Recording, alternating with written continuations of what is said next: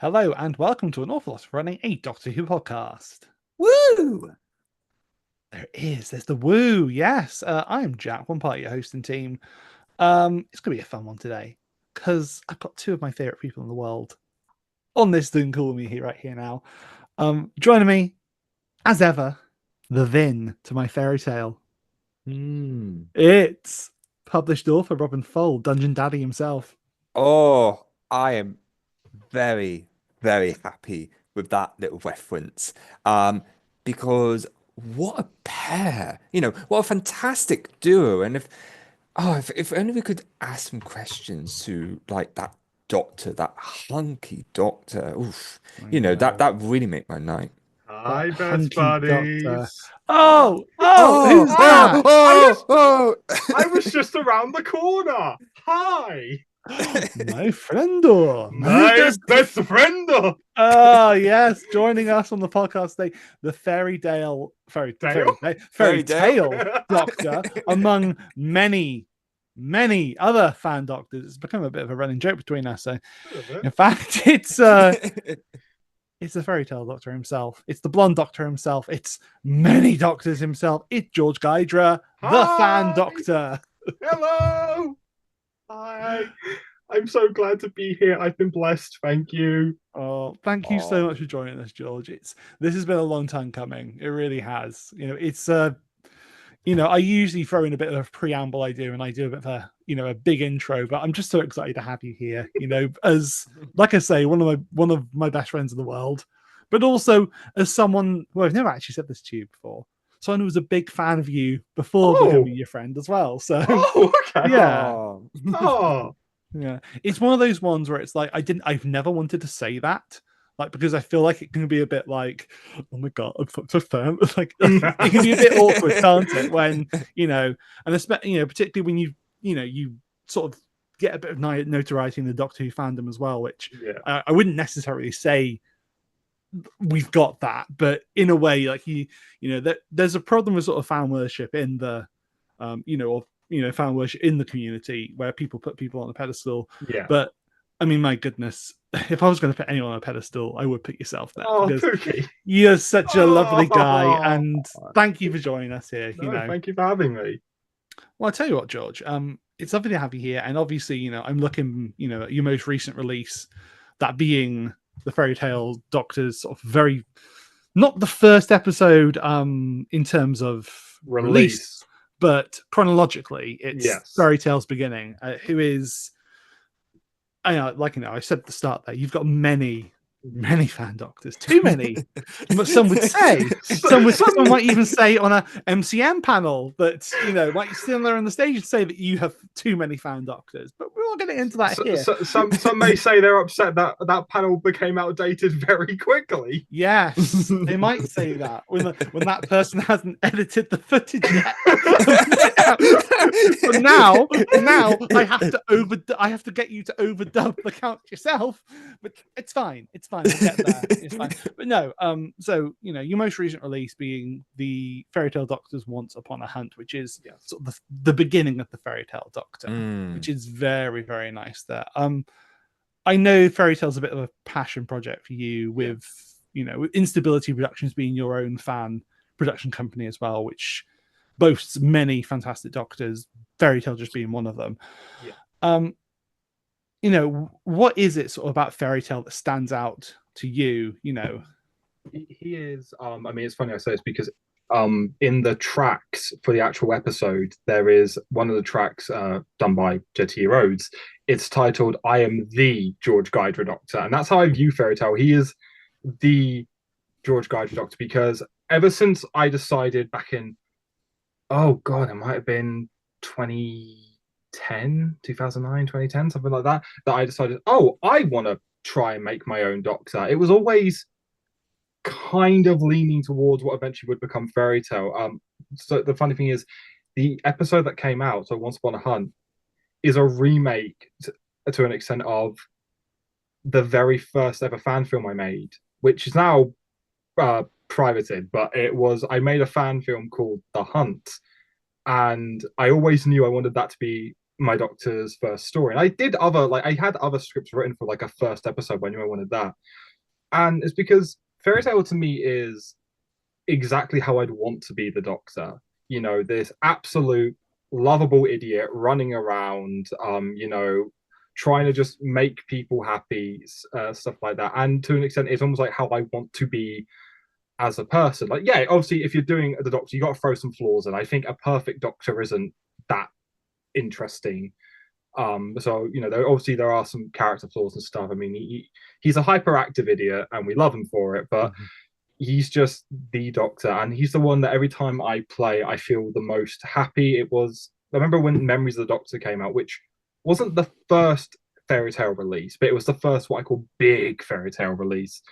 It was the first time I sat there and went, yeah, that's it. That's it. That is exactly how I want the Doctor to be. This is my Doctor. It's the first time I finished watching a project that I've been in and went, yeah, I'm the Doctor, which is weird because I've been doing this for a while. But it was just, that was the moment it finally made me go, it's all fallen into place. So he's just a very, very special Doctor to me. He's my go-to if I'm feeling down. I'll just write some fairy tale or something like that. And yeah, love him. Just love the little goober. Very nice, bro. We'll come back around to sort of the origins and yeah, other stuff you've done there. But let's go to you as a Doctor Who fan, George, now, because I always like to start the podcast off, me and Robin do, because it harkens back to our first episode, which was our own secret origins of Doctor Who, as we like to refer to it. What's your beginning with Doctor Who? How did you become aware of this amazing show we love? Mine was weird. So I was, and to an extent still am, but I was quite a scaredy cat when I was a kid. So when Doctor Who came back in 2005, my parents would always be saying, oh, it used to terrify me. Oh, it was so scary. And they were like, oh, I don't think you'd like it, George. And I remember just one day walking like into like my parents' room, because I had like a little desk out of the computer, and I just walked in to go see how they were doing. And they had the ending of Bad Wolf on TV, and I just remember seeing that in the Next Time trailer, and my mind went, this looks cool, I want to see it. But here's the thing, me being a little kid, I didn't bother to go, hey, when's this next on? So I just wanted to see if I got lucky and caught it again. I didn't. And what eventually happened was 2008, 2009, pretty sure it's 2008, I was really, really ill one day. I was like really sick, I wasn't at school, stuff like that, and it wasn't going to school the next day. So I'm lying there, and I had one of those beds, which is, it's not a bunk bed, but it's got like a desk underneath it, so it's a bit of a tall bed. Yeah, I had that. And I was too ill to move or really get like down the ladder. So I turned and my TV's on, and BBC Three was playing Midnight, and I decided, and be honest, I just couldn't be bothered to go and get the remote. So I just watched Midnight. I went, this is really cool. This is really good. And it was so funny because I didn't see Turn Left Next or anything, but I remember catching the ending of Stolen Earth. And the thing that will always make me laugh is because it was on BBC Three and they were showing, like, obviously Confidential right afterwards, my brain for some reason was convinced, because I briefly understood regeneration very, very loosely. So I was like, oh, it's Russell. I thought Russell T Davies was the next Doctor. I thought David Tennant was regenerated to Russell T Davies. Wonderful, amazing, fantastic.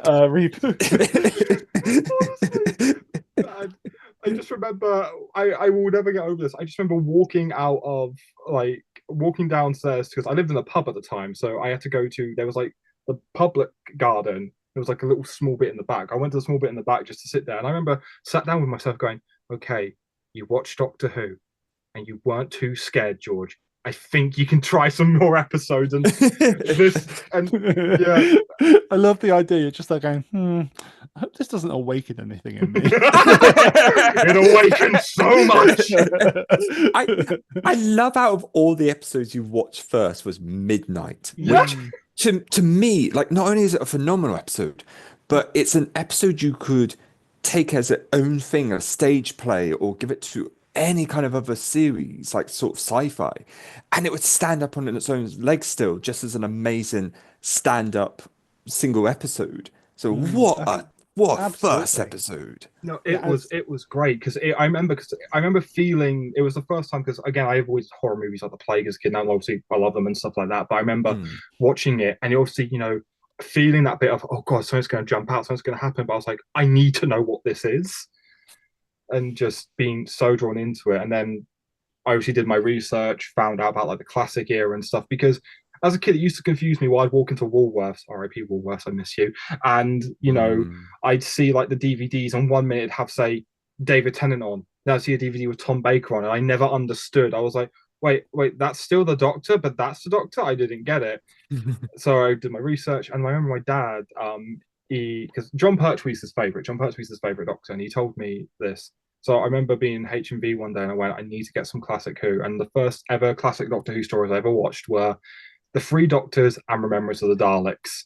Mm. Absolute class stories. And then, yeah, I think at that moment I went, I'm definitely not coming back from this. This is just going to be me now. This is my personality now. This has definitely awakened something. Yeah, yes. yeah. The moment I saw the little gel guard bobbing along, I was like, yeah, whew, this is a new me.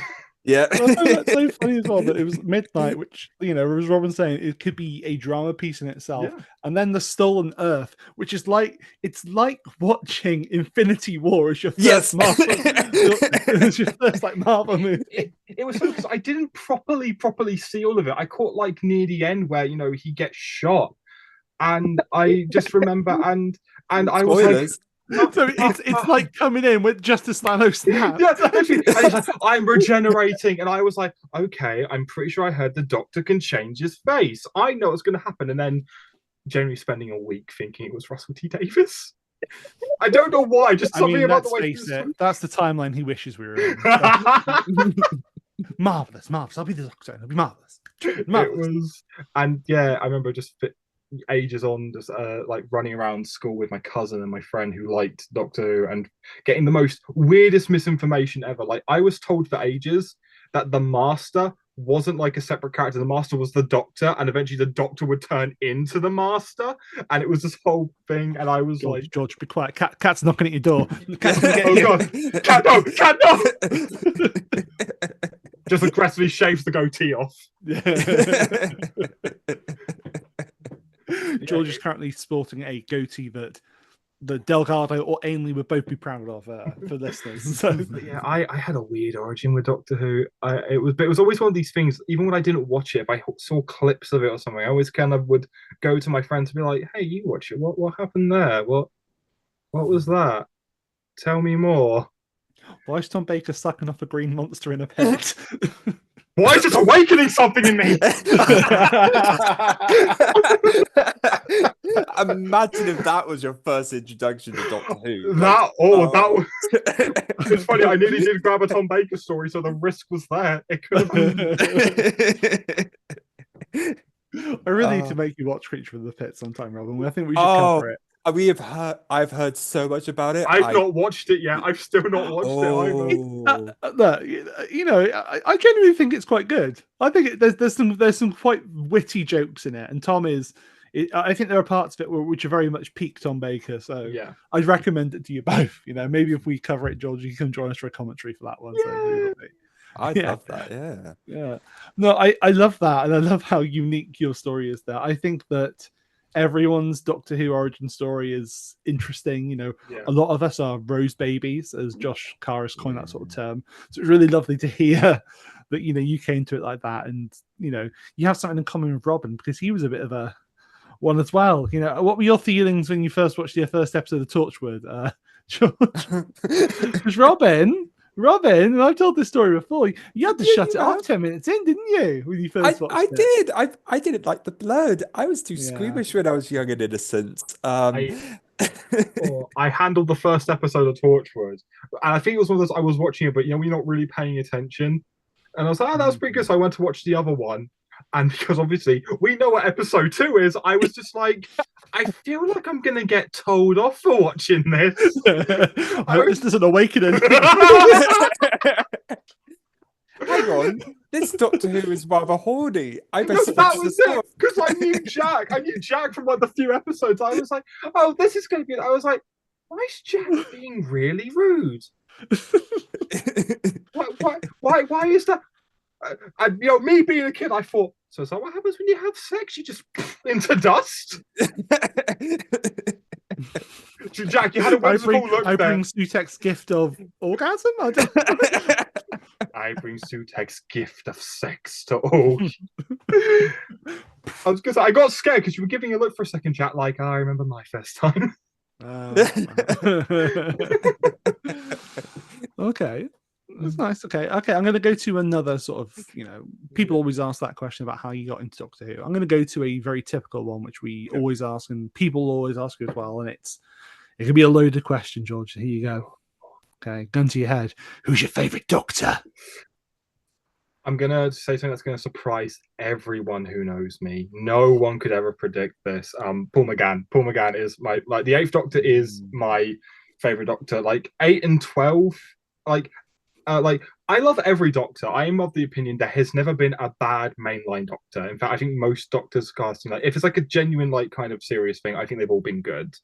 I'm not counting the random parodies you might have pop up on the One show or some random stuff like that. But in terms of every Doctor we've had, I think that they're all really good. But there's just something about McGann.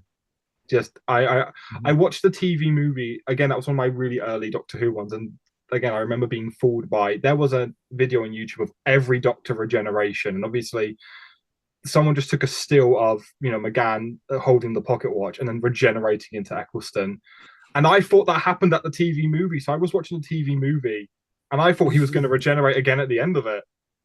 And I was really confused when he didn't. In retrospect, I'm very glad he didn't regenerate at the end of that. But no, there's just something about watching him, especially the whole, the skies were dancing with light scene, that just made me go, yeah, no, this Doctor, I like him. And then I think as well, because there was so little of him, there was that story, and at the time I didn't really know about Big Finish. Very little of it at one point. Yeah, you're right. Yeah. So doing then I got into obviously the Big Finish stuff, and again, my story with Big Finish is weird. The first of the 8th Doctor one I listened to was Death in Blackpool, which makes no sense if you're coming into it. That's a culmination of a lot of story beats from the McGann era. And my first reaction was, why is the lady from Two Pints of Lager and a Packet of Crisps a companion? And yeah, and then I went down the Briggsy rabbit hole, as I call it. Nice. There's just nice. Always eight. The 12th Doctor's up there. Again, it changes a lot on any different day, but it's always those two are my top 2, and then the rest kind of change order a lot.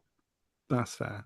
I think a lot of people, are very much the same sort of cloth in terms of they've never got it wrong with the casting. Yeah. They haven't. There has never been a bad Doctor. Every single one of them has been fantastic in their own way. So it's lovely that you can come on and preach that as well. Although, like I say, 8 and 12 are so great as well. Yeah. I think people seem to forget you can have preferences. It's fine to have preferences. I know, but it's fine to say I prefer this Doctor to this Doctor. But again, I can never look at any Doctor and go, that was the wrong casting.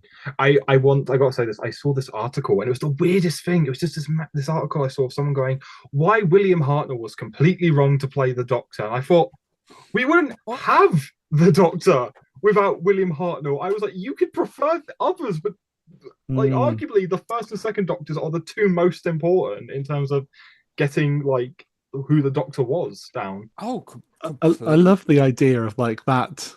One Christmas Eve, that writer waking up and being visited by the ghosts of the first, second. Here, my dear boy. Hey, my dear boy. Oh, so you want to fight, do you? And it's the fact it was sincere. That was the thing that got me. I was ready for it to be say psych right now. It was sincere, and I was like, right, because it wasn't just the first Doctor's not my favorite. It's why William Hartnell was the wrong casting choice, and I was like, what the hell? I can't. For someone who is now getting a lot of real estate from First Doctor roles, thank you, George. You're welcome. Who's someone who's getting a lot of casting for that? Yeah, I like the old granddad. Bless him. Yeah. I do. I think it's like you say. Arguably, he and the second Doctor, Patrick Troughton, are sort of the most important because not only does William Hartnell creates the role, Troughton runs with it, and then every Doctor, maybe bar the third Doctor, has been a different shade of the second Doctor since then. So because that's it. Hartnell comes in and gives the foundations, and Troughton comes in and builds upon that and says, you can do what William Hartnell did, but you can also do it different. And it's very interesting how I don't think anyone's ever been able to completely replicate it. Like at least the first Doctor performance, because obviously you've had Richard Handel and you've had David Bradley, and I don't have issues with either of them. I quite like Bradley's version of the first Doctor because obviously you have Stephen Noonan, who and it's that great thing of they're all really good, but it's when you go back and you watch Hartnell, and there's that kind of magic thing of, and again, that's no shade to anyone who's had to be the first Doctor since. They've done amazing jobs, and it is great. Like especially when I'm listening to Big Finish, and I'm like, because I remember when they announced the new First Doctor Adventures with Stephen Noonan, I was kind of like, I felt sorry for him in the sense of they are going to be on you, like, are you going to get each inflection right? Are you going to get each this or this? And then I listened to it, and I was like, Man's got it down. But there's just always that little thing of when you go back and watch Hartnell, it's just that kind of magical little moment. He absolutely is that. The shades of the Wizard of Oz and Father Christmas, which is the old thing they speak about. He absolutely is that. There is something magical about him. I think Noonan does such a fantastic job, sort of capturing it. And I know he has big critics. Having spoken to Stephen, I know that there is no critic bigger than himself with it. So I think he does a great job. Yeah, I understand definitely being your own worst critic, but I genuinely I think it's a kind of unrelated, but I hate it when people are like, "Oh, Big Finish shouldn't use impressionists." Oh, but we want more of these Doctor stories. I'm like, well, that's how you're gonna get them. It's just like he's come in, played the first Doctor for Big Finish, and he's been doing fantastic. And the same with David Bradley. That was William Hartnell going, "Thank you." Yes. and again, it's always. And it's weird. My first exposure to the first Doctor as a character was the 3 Doctors, where he's not in it a lot, and the 5 Doctors, where it's Richard Handel. And God bless Richard Handel. I think I've seen in interviews people have said he outright came in and said he didn't want to copy William Hartnell because he knew he couldn't. But he just wanted to get the essence down. I think he did. That's why I think we've not had a bad Doctor.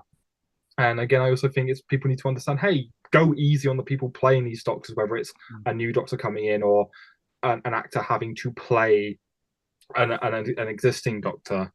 Just go easy, because this is such a big part that a lot of people love. And I get being protective and sentimental, but you got to understand as well, at the end of the day, if you're an actor and you're being told, hey, you can play the Doctor, that's awesome, that's big, and just go easy on people. I think that's just a big thing for the fan. Like most fandoms in general, again, it's not just the Doctor Who fandom, it's go easy on people. They're just doing a job at the end of the day.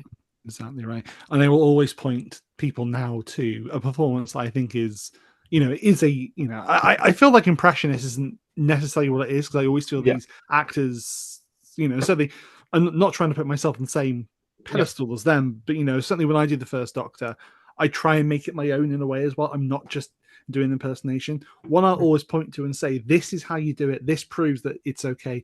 It's Jacob Dubman as the 11th Doctor, particularly in the 11th Doctor Chronicles. Like, oh my God.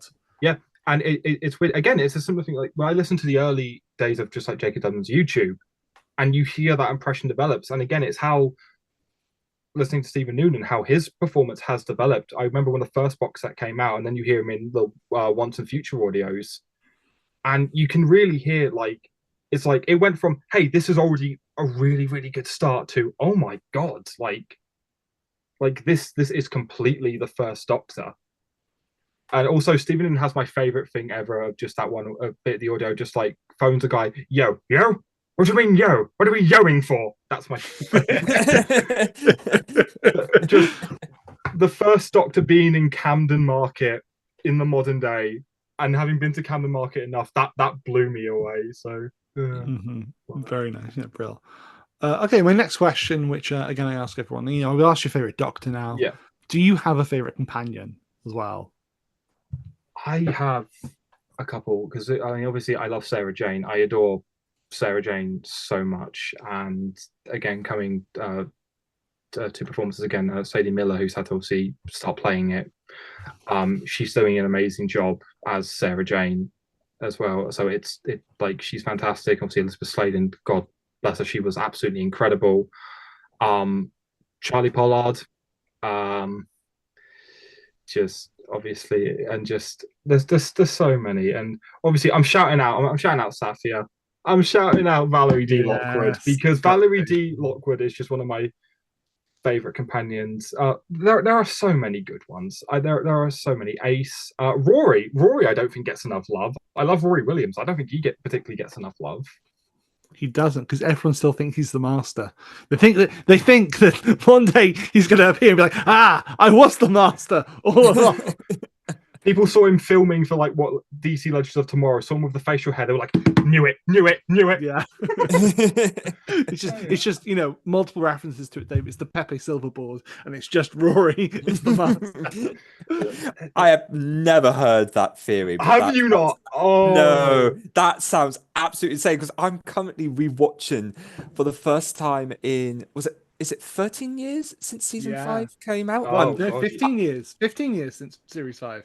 Wow. So I haven't watched it since it first aired. So I'm coming back to it, and it's been a joy. But also, I've never heard that theory, and I'm like, wow. The best bit came from Let's Kill Hitler. At one point, he just goes, "Does anyone else here have a bang in their head?" And everyone was like, "It's the drums! It's the drums! He's got the drums!" Oh, no. See, when I get to that episode, that's all I'm going to think of now. And I'm just like, well, the theories are going to begin again. Oh, God, it's Mrs. Flood all over again. But that's it. Rory is Mrs. Flood. Flood. No. Yes. Oh, you beat me to it. There you go, Jack. There's a good film. What? Better than the Brownie. Yeah. There's so many.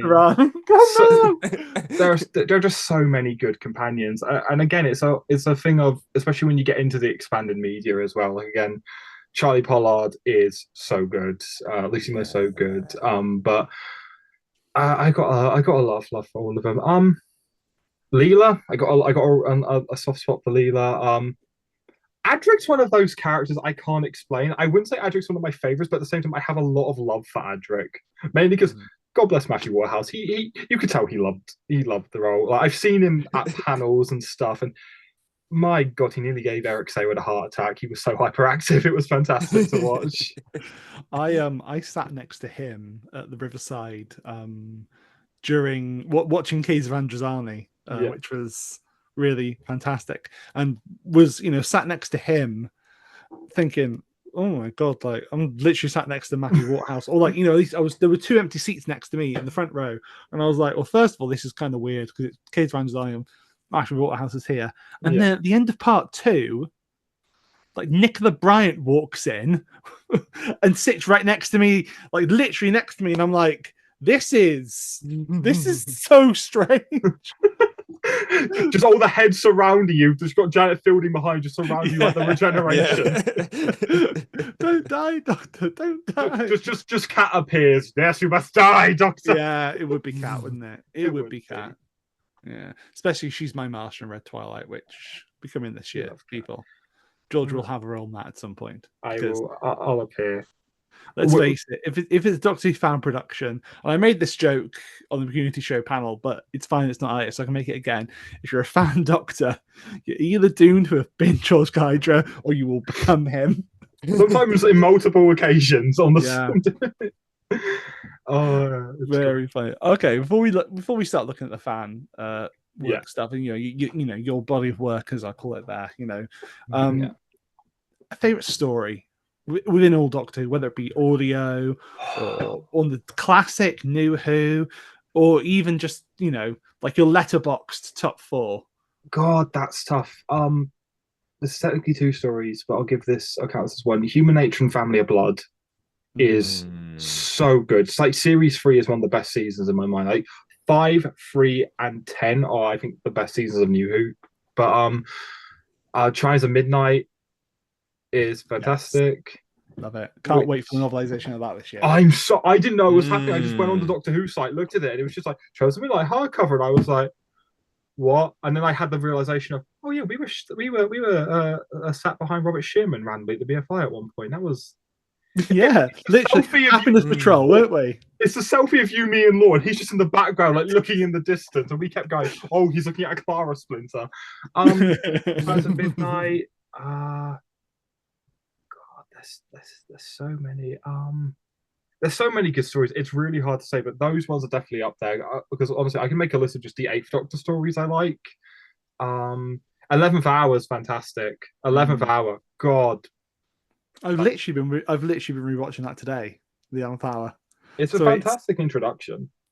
I would go far. I'd go as far to say I think bar sort of like Spearhead from Space. Yeah. You know, in classic Who. I'd say certainly in New Who, it's the best first episode for any Doctor. No, I think it is, because where Christmas Invasion has the cool thing of really showing how much regeneration can affect the Doctor, which is good for like a new audience because it'll be the first time they see this. But it does mean the 10th Doctor's not really doing anything throughout that story. 11th Hour, he's right in it. He's right in it. I love it. It's so good. Also, Dr. Falls is up there for me.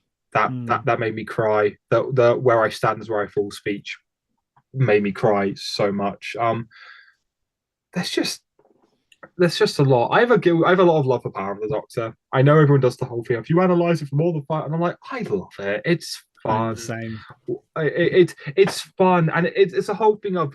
There's nothing wrong with having critical analysis. I think it's good to have critical analysis, but it's also okay just to like something because you had fun with it, and that's kind of my approach with watching shows. Like, I think I certainly am guilty of it. In the sense that we do a podcast, so it's we have to fill that time. There are going to be nitpicky parts, but at the other time, it is quite nice just switching off your brain and enjoying something sometimes. And I mean, I've spoken before on the podcast here about my reaction when I was already sort of bubbling when it got to the edge, and we had the previous Doctors. The second Paul McGann showed up, that got spoiled. Did it get spoiled for you? So some people I knew, they saw it beforehand. They got to go to the premiere, and that came up in a few days, and they were like, "Oh, we want you to we need to come on call. We need to come on call." Because like I asked, like I did ask for like the only spoil I kind of asked for. I went, was Joe Martin in it, and was she underused? And the answer was yes to both. But and then they went, no, we need to talk to you. And they went, Paul is in it, and I was hyped. But part of me went, I wish I didn't know. I wish I would have just sat there and it suddenly be there is Paul McGann out of nowhere. But honestly, I think Power of the Doctor is a great story for someone who just wants to. If you want to show them a fun Doctor Who story and go, have a laugh. Wild Blue Yonder's fantastic. Absolutely. I'd say Power of the Doctor is the modern Five Doctors. Yeah. In terms of it's just have fun with it, in a way that Day of the Doctor is like the modern Three Doctors, I'd say. Yeah. Like it's fan servicey, but there's a thing of I understand the criticism of too much fan service. I understand how that can be a thing, but I'm a guy who likes continuity. I like reference, I like stuff like that. And sometimes the show's earned it sometimes. I think, celebrating 100 years of the BBC, and to be fair, kicking off, I still view that as part of the 60th celebrations. I'm like, go for it. Have fun. Reference this. Annoyingly, don't reference enough Big Finish. I mean, that's a thing I have for the show. I wish the show referenced the expanded media a bit more, because I think there are so many ways you can do it without it alienating audiences and stuff like that. But I'd agree with that. I agree with that. Storylines and the like. I had the thing of when in Legend of Ruby Sunday, when there's that whole conversation about like Susan, and Casey was like, why didn't you go back for her? I would have done a line that says, I've tried to before and every time it doesn't go well. What if next time I destroy her? Boom. You leave it at that. Or even go, if she is alive, what if next time I destroy her? And it's that good thing of, to any fans, you're not alienated, but if anyone goes, oh, I wonder what he means by that, you then go back and you discover the like the Big Finish audios and the books and stuff. And that's why I kind of think the show should reference that stuff just a little bit more, not like in your face, haha, if you don't know what this is, the story will not make sense for you. But just enough where it's like, hey, here's the thing that happened. If you want to go and find out, go and find out. No, I agree. I think with a show like Doctor Who that's been going over 60 years at this point, one of the massive selling points of it is the legacy of it. And, with it being explored in so many different, avenues here. Like, we have the odd little reference to, like, Absom Dak in Time Heist, or maybe there'll be a little thing here and they'll be like, oh, that was Frobisher, by the way, hidden in a, in an episode. I think Rob Sherman said that to me on Twitter one time, where it was like, oh no, that character of the side and dark, that's Frobisher. Just being funny. I think it's funny to, I think it's absolutely walking that line of, we don't want every episode to be a reference or a sequel to a 40, 30-year-old episode of TV. But at the same time, you can have, you're playing in that sandbox, aren't you? So why would you not also bring out some of the old toys? Because while I accept the show is going to contradict itself, it's been going on for over 60 years. There are obviously going to be contradictions. I have my mindset is in Doctor Who, everything happened and nothing happened. That's how. But I do think it'd be cool just to, because I remember what a big deal it was watching Night of the Doctor and the Big Finish companions get referenced, and that was big. And that's why I think the show should just lean into its extended history a bit more.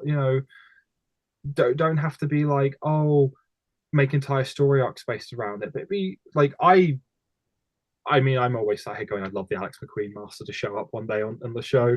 Doubt it would ever happen, but if he just appeared one day, the campness would be turned up to like 1,000, but it'd be perfect. I mean, the older you get, the more camp you want in Doctor Who. I say this, I say to myself, I like silliness in Doctor Who. I love like the Rasputin dance in Power of the Doctor. One of my favorite moments in the entire show. It's just fun, isn't it? And this is it. It's why there's this great thing of Doctor Who can be this really serious, thought-provoking show, but people forget it can also be fun.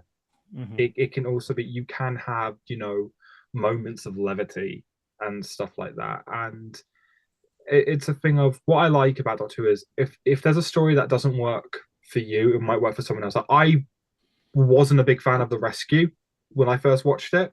It just didn't do much for me. I know some people who love The Rescue, and that's great. I like the fact that people can enjoy a story that I can't.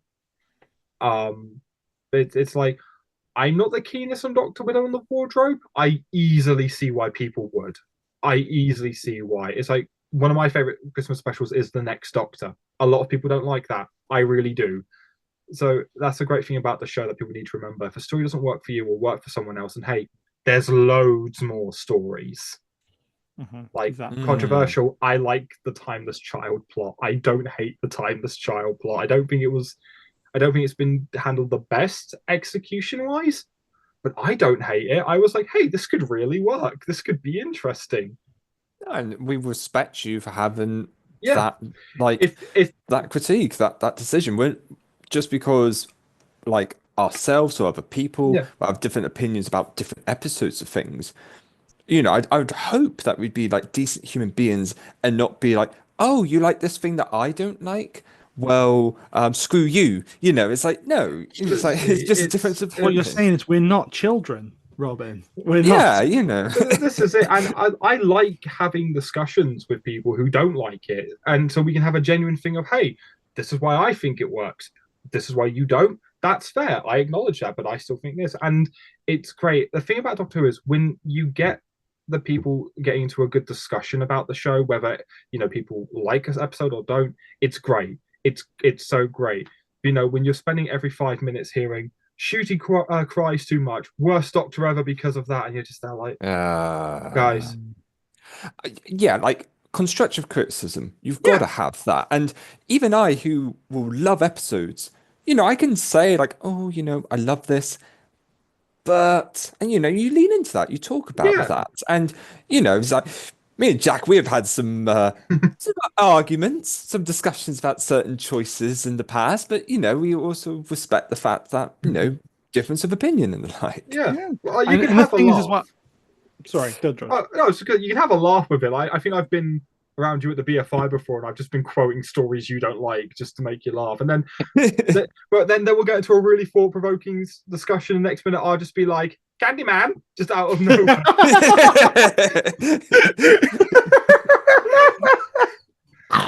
Like, we're watching the Happiness Patrol. It was the first one I ever saw, and I was like, wow, this is so good. This is so good. And then as we knew the moment was coming up, me and Law just both turned towards Jack. But this is great. It's when you can just enjoy a story despite its faults, or even if someone doesn't like a story, good. Have a discussion. But just, it's why sometimes I do struggle to engage with fandoms. Like, I'm an anime fan as well. I'm a Star Wars fan. It's a whole thing of, you find it scary. Like, I'm a Star Wars fan who likes The Last Jedi. I have to be careful sometimes. It's a whole thing, but I don't know. People need to accept the fact we're in a fandom which has so many stories. That will mean stuff like Midnight means a lot to me because it was my first story. Is it my favorite story in the world? No, it's not, but it still means a lot to me. I know people who will put that like as the number one best story ever. Like, Blink is not my favorite story. I think it's a great story. Do I think it's the best Doctor Who story? No, because the Doctor's not really in it. You don't really get that, but I think it's an amazing story, and I easily get why it's ranked so highly for people. I go back and I love watching it. It's just, yeah, people just gotta have fun with it. Yeah, it's, I always say it's art is subjective. Yeah. So, and even then, your opinion can change or something. Like, one which I always sort of ridiculed Robin for liking was Dinosaurs on a Spaceship. I now adore it. It's so much fun. It is silly. It is. It's like, as we get older, we appreciate more the sillier side of things. And it's like, you know what? If I want to see literally what it says on the tin, dinosaurs on a spaceship, I'm sorry, I can't not enjoy that. That's like, good. It's so funny. I had a debate with my dad once because we watched Kill the Moon, and it wasn't this deep discussion about the implications of what this means. It was just the moon's an egg. That's a bit stupid, don't you think? And I was like, Dad, we're watching a show where a guy who can change their face is going around in a police box bigger on the inside, and that's where you draw the line. Yeah, it's funny. I'm absolutely in the minority with unabashedly just adoring Kill the Moon. I think it's a very. I've said 10 out of 10 before, genuinely. So I've not watched in a while. I do need to do a Capaldi rewatch at some point. I do as well. But also, Pirate Planet. I love the Pirate Planet. That was, I remember when I first watched it, I was like, this is so stupid. I love this. I love watching K9 fight a parrot. It's right, yeah. I love that. For me, I'm not as big a fan. It's just silly. Yeah. Ribos for me is so much fun. Just the one before that is it's so funny. I always think of I can't remember the Prince characters. He talks to the stranger. He has that sort of weird voice. I just love it. I am looking up Pirate Planet for the first time, and this guy's design. Wow. Why did he not make it into our list of fighters for our previous discussion? Why hasn't he come back? Why hasn't he come back, Russell? Why wasn't he the one attached to the TARDIS? Right, Red Twilight story. I'll play him. I'm ready for this. We'll get Law to play my parrot. Maybe a short trip. Yeah. It's fine. We have a hard stance on no returning monsters in the real Red monsters Twilight. Were the friends we made along the way. Well, talk about myself quickly. We have a hard stance there. Where it's like the Master is such a big part of the series that we're like no returning villains. There may be one, but we're not making a big thing of that. And maybe do I've certainly got stuff planned with series 2, which would be returning stuff. But still, less about me, more about you, George. I suppose we should probably cover, like I said about, your body of work before, but how did you sort of start creating fan films and being in fan audios? And what was your very first fan Doctor of the over 30 now, I need to say, over 30. Right. It was once Wow. 30. It was a matter of months ago. It was 30. Are you able to give us a current? I count? can't give a definitive number. I know it's anywhere between 35 to 40. Fucking hell.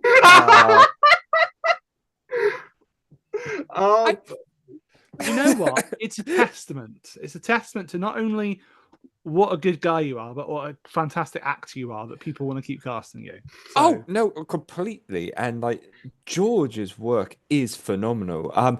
I had messaged George, I did before this episode, and be like, George, can you please recommend what to watch? And that was partly because I wanted to give this Yeah. interview the best that I could. So, but it's also like there's an entire back catalogue, and it's a little intimidating, but the choices you gave me, like, your recent fairy tale Doctor, wow, can I just say, for those who have not listened to that, Georgia, and I'm not just saying that because he's on the show, I'm saying this as like, my opinion of the episode, like, George does a phenomenal performance. That beginning where you add so much depth to that Doctor just through crying, through like you're screaming, which is so intense, through that kind of like that bargaining almost. Like you can see like the stages of your life, your sort of almost your death going into your regeneration, and it's like it's so powerful. Like props to you, and yes, please, you. like back to Jack's question before I gush more. Just, I'm genuinely, I'm like, oh god, I'm being complimented. How do I handle this? No. So No, you again, deserve it. thank you. Honestly, I'm genuinely starting to blush. Oh no. What was it? It got. How did I get into it? Again, it was just one of those. I watched Doctor Who. I finally started to watch it properly. I went back and was catching up with stuff, and then just by chance, I would Google Doctor Who on YouTube. I'd watch clips, and I used to watch as a kid like Star Wars lightsaber fights, like fan-made lightsaber fights, and then eventually I'd thought, I wonder if anyone's ever made any Doctor Who like films, and I googled it, and I started watching what was it? Thomas Rhys Kane, Sebastian Bird, and and obviously Jed T. Rhodes, and it's again going back to the whole thing of being a fan of someone and becoming friends with them. That was me with Jed. It was such a I do laugh that the original version of The Hunt, which was the first ever fan film I made, it was kind of a rip-off of one of the Jed's films. I like to say loving homage, but we mock it constantly. But no, me and my cousin would just stand in like the garden and we'd mess around and be like, hey, we're the Doctor, we're the companion, da, da, da.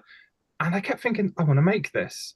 And my dad wants one of those big inflatable Peter Cushing movie Daleks, and I was acting like alongside it, like, how dare you, this. And I thought I wanted to make it, and I kept making plans and plans and plans, and just nothing ever happened until I got into secondary school.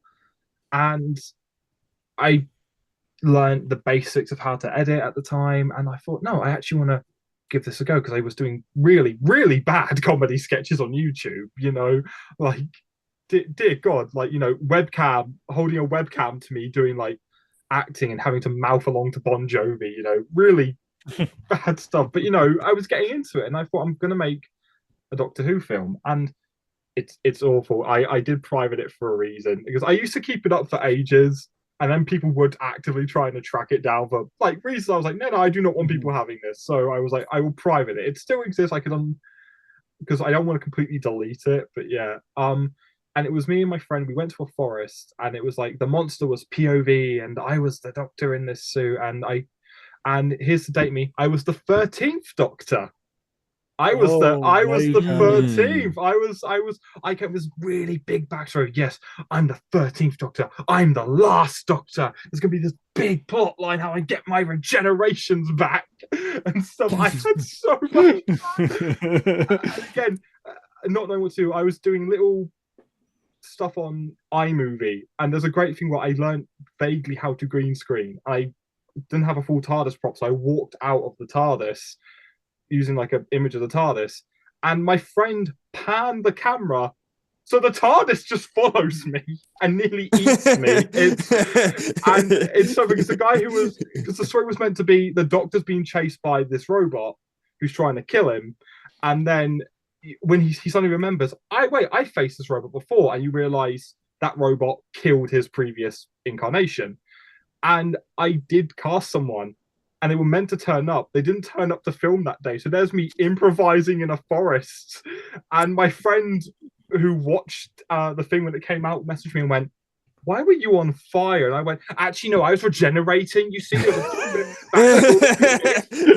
missed this." Actually. Yeah. And it was, and just by then, admittedly, I did think at the time, my fan film will come out and I'll blow up. I'll blow up on YouTube, because I used to, again, it was like putting people on the pedestal. I viewed these people as like big. I was like, oh my God. So it's so weird. Like when I will casually talk to, say, Jed or Sebastian Bird or something like that, it's so weird talking to them, knowing I used to idolize you guys. Mm-hmm.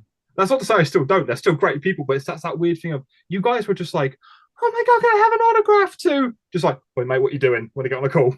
like Jed has kissed me before, so it's just like that's like, oh, okay. But yeah, that was the start of it, and I was the 13th Doctor, and then I kept rebooting my series. There's a classic fan film trope of you get one story out, then you reboot because you're doing it with school friends or something like that, so you fall out, you have to reboot, restart this and that. So that's why that kind of added to the Doctor tally. But at the end of the day, it's just this great thing of I was like, hey, I had fun. I had I had a lot of fun doing this, and then I discovered fan audios and how they're both harder and also easier to make at the same time. But it was like, hey, I can do stuff with people from all around the world. Like I can have Katie Haynes being an audio with me and not have to sit here and be like, "Hi, here's money for an aeroplane. Get over here now, please." But yeah, that was that first Doctor. It was just that little goofy guy running around saying he was the 13th Doctor, and I did predict it right. The 13th Doctor was blonde, so it's funny when I met Jodie at LFCC once, and I did look at that photo and go, the two 13th Doctors finally united. See, that's usually me when I see like Ori and Oriana Rose and Katie together, and then Jodie's there as well, and I'm thinking, oh no, there it is. There's all the 13th Doctors. It freaks me in the best way possible. It freaks me out sometimes when I'm around Katie and Ori, because Ori will talk normally, and every now and again will bring out Jodie or Karen just out of nowhere, and I'm like, Like at one point, she started doing Charlie Pollard around me because I started showing her Charlie Pollard clips, and literally she just. I was just talking like to someone, and she was stood next to me, and out of nowhere she just went, "I'm Charlie Pollard," and I went like staring. But with Katie, I get freaked out hearing her in her normal voice.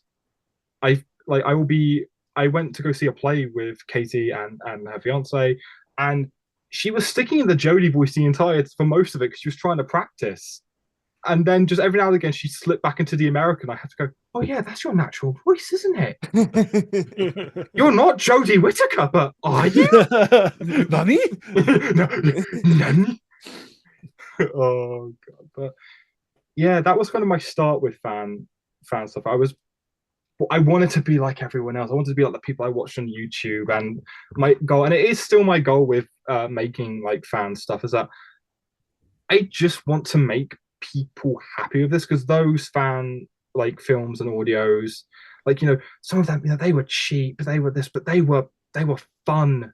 That's why I always said Jed was one of the big ones for me, because I watched his stuff, and I remember for ages I nearly gave up making fan productions because I thought, I don't have budgets, I don't know how to do this. And it's that awkward moment where it's that moment when you get your friends doing it and they're doing it to be nice, but they're not into it. So it's like you're there giving your like, "I'm the Doctor," and they're like, "Doctor, what do we do? Oh God, I really hope this doesn't get uploaded. Oh God," it's like they want to be.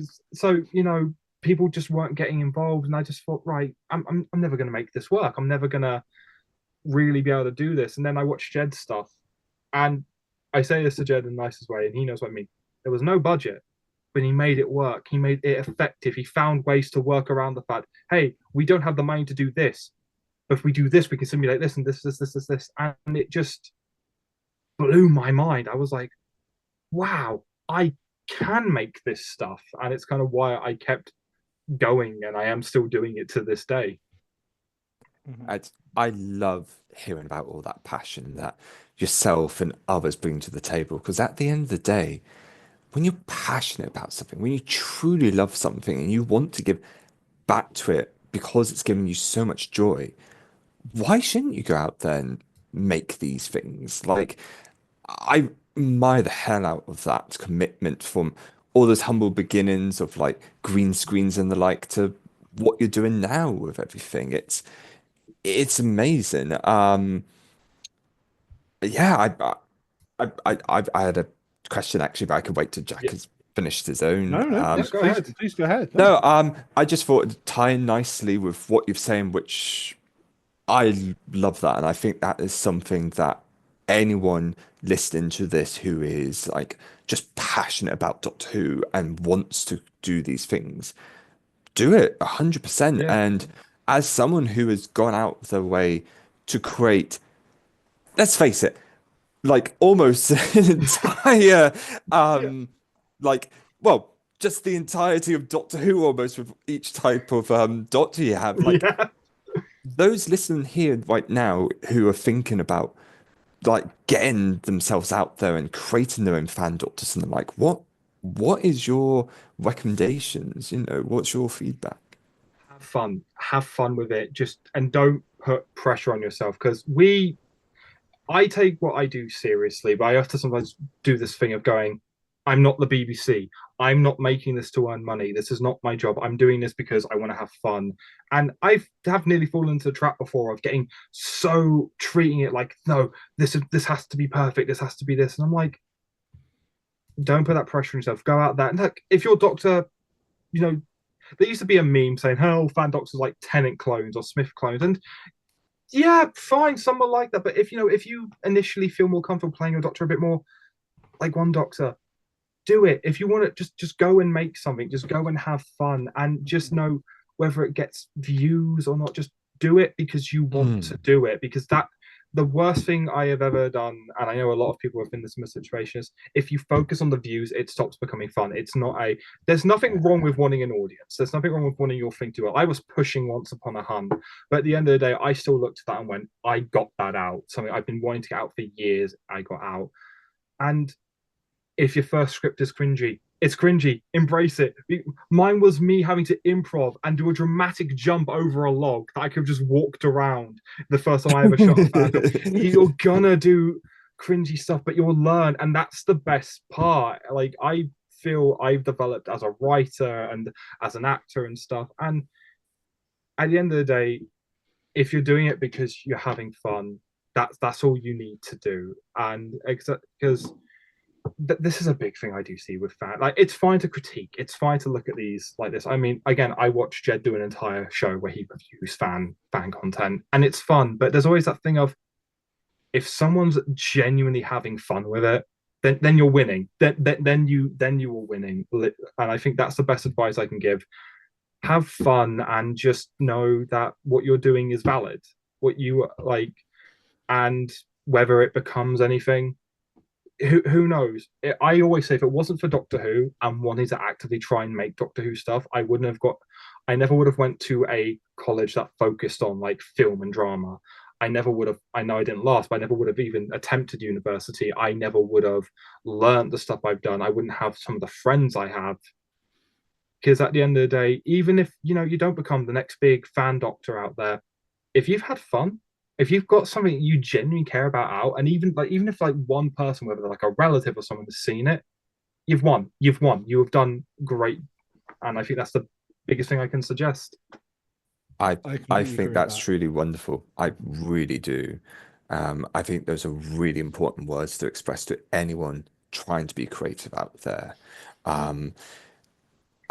I guess what I want to know now, and this is kind of almost my own question now. I'm getting excited just hearing from you. It's just like, when it comes to like creating a doctor, this is kind of a follow-up question. You've got people like going, yes, I can do it. I can be passionate.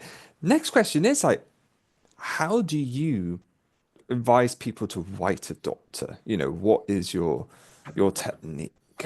It always depends on what you want, because again, I've seen some people who initially they don't feel comfortable making their own Doctor, so they will write their Doctor as it's the 11th Doctor again, and not even like, oh, they're pretend. No, it's they say, oh, it's a set between series 5 and 6. It's the 11th Doctor, or if that's what you feel comfortable doing at first, do that, because that's the great thing. You learn, you grow, and as coming up with a Doctor.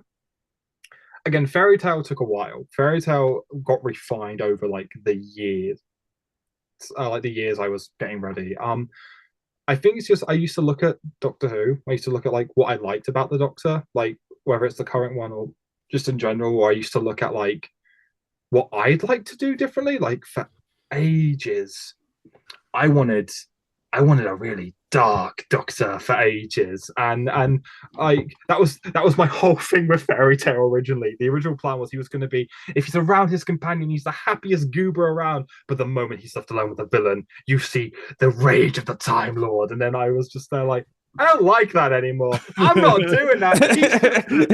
It's the Timothy Chalamet meme of like, like, ladies and gentlemen, hold on, Reaper. But it's just, the thing is, again, it's easy to do the whole. There is the difficulty of this day and age is, while it's a lot more accessible to do these, like, effect softwares are everywhere now. All these softwares, image editing softwares. It's easier. Why, on the one hand, you think it's easier to do this stuff, it's still not. And again, that also applies to writing, because so much has been done with the character. You have 60 years worth of different versions, both like canon, non-canon, fan Doctors. I think the big thing is, don't put pressure on yourself. Write the Doctor how you feel the Doctor should be. And, as you go on, you might start to think, I'd like to do that. I'd like to do this. I could change that. It's the whole, just pick a base point that makes you comfortable and see where you go from there. And it can be wonderful. Again, over 30 Doctors, I've had this a lot. It is a thing. And, I look at some of them, they were just generic. But the 13th Doctor I played was just, it was the most generic by the books Doctor. But I still look at that and go, hey, I see little elements of what grew into Fairy Tale, or even bits of, hey, I took this and that became blonde and stuff like that. It's basically just do what you feel, write how you think the Doctor should be. And if, over time, if you grow and if you change, don't be afraid to embrace that. And if you want to do, again, it's a thing of, if you want to do multiple Doctors, explore these different ideas, because people always treat it like you have to know exactly what you're doing. It's like life. People go like, oh, you have to know what you're doing by this point. Oh, you want to be a fan Doctor? You must know every detail about your incarnation. And then it's just like, no, you don't. You really don't. I found a script the other day. I was cleaning out my room. I found one of my first ever scripts I wrote back in secondary school. God awful. And I was reading it. And I tried to make him this really philosophical waxing Doctor, like, yes, I looked into this person's eyes and I saw despair, and that's how I knew they needed help, my faithful companion. And I think, I would have done that now, and that's fine. I think the big thing is, don't go too hard on yourself either. If you think, oh, this is a bit like Matt Smith, if that's how you feel comfortable, do that. And eventually you'll start to find your own rhythm, especially if you're just starting out writing or stuff like that, or even acting. Because when you're acting and you're doing a part like the Doctor, you do kind of initially maybe fall back into some things. I know I did. Again, I still do to this day. Like, the blonde Doctor voice is quite posh, and every now and again I have a habit of going, it's a bit like Colin Baker. I'll bring the Colin Baker slightly into it. It's hard not to. But I don't go, damn it. I'm like, no, I still know who this character is. Just, my base. So long story short, just go easy on yourself, write how you feel the Doctor should be, and let it go from there. Just let it grow naturally from there, no matter how long it takes. And eventually you'll come to a Doctor, you're like, this is my Doctor. This is how I want the Doctor to be. Yeah, exactly right. Yeah. I think that's something I'm sort of learning now, as I sort of craft what will be sort of Red Twilight, which is, a lot is like, it's coming down to the writers as well. But sort of my characterization when I went into it was very much, speaking to what you said before, I based it upon Colin Baker's Sixth Doctor, because I was like, Sixth Doctor doesn't get much rep. I'd like to sort of do something which is very different from myself.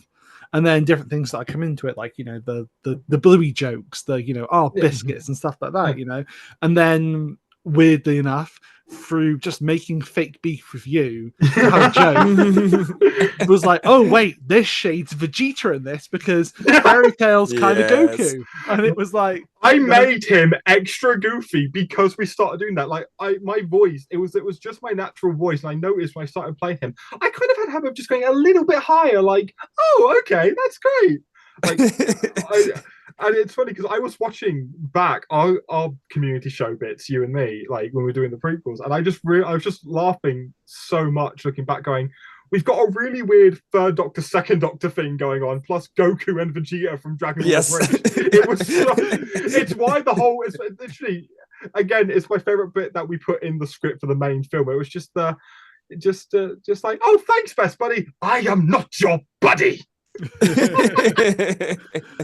And I have to thank you for that because when I came to you initially, I think it might have even been right after last year May's panel, my first community show one, and then around the second one, I knew I wanted it to be the Fan Doctor special.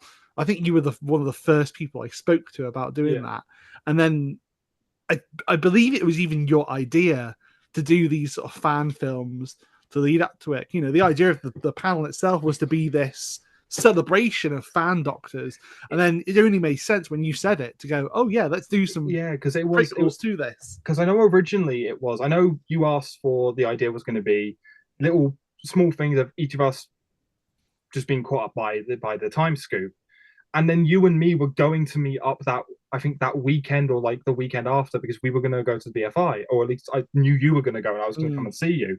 And I was like, hey, we can make something here. We could do, because I know you, like, we both really want to do like Red Twilight and Fairy Tail, like together, because we're having so much fun with that. And I just remember then it became a whole massive thing with everyone getting involved. But I mean, I'm obviously a bit biased, but those Red Twilight Fairy Tail interactions are my favorite, my favorite bit of that, because it was just so instantly how I imagined the dynamic, like the bit where we bump into each other, oh, excuse me, suddenly just like, grumpy idiots, and the hug on, and shout out to Law for that. I think the best joke in that, the whole just like, someone needs a bigger hug, no, and just your hand coming out of like from the camera.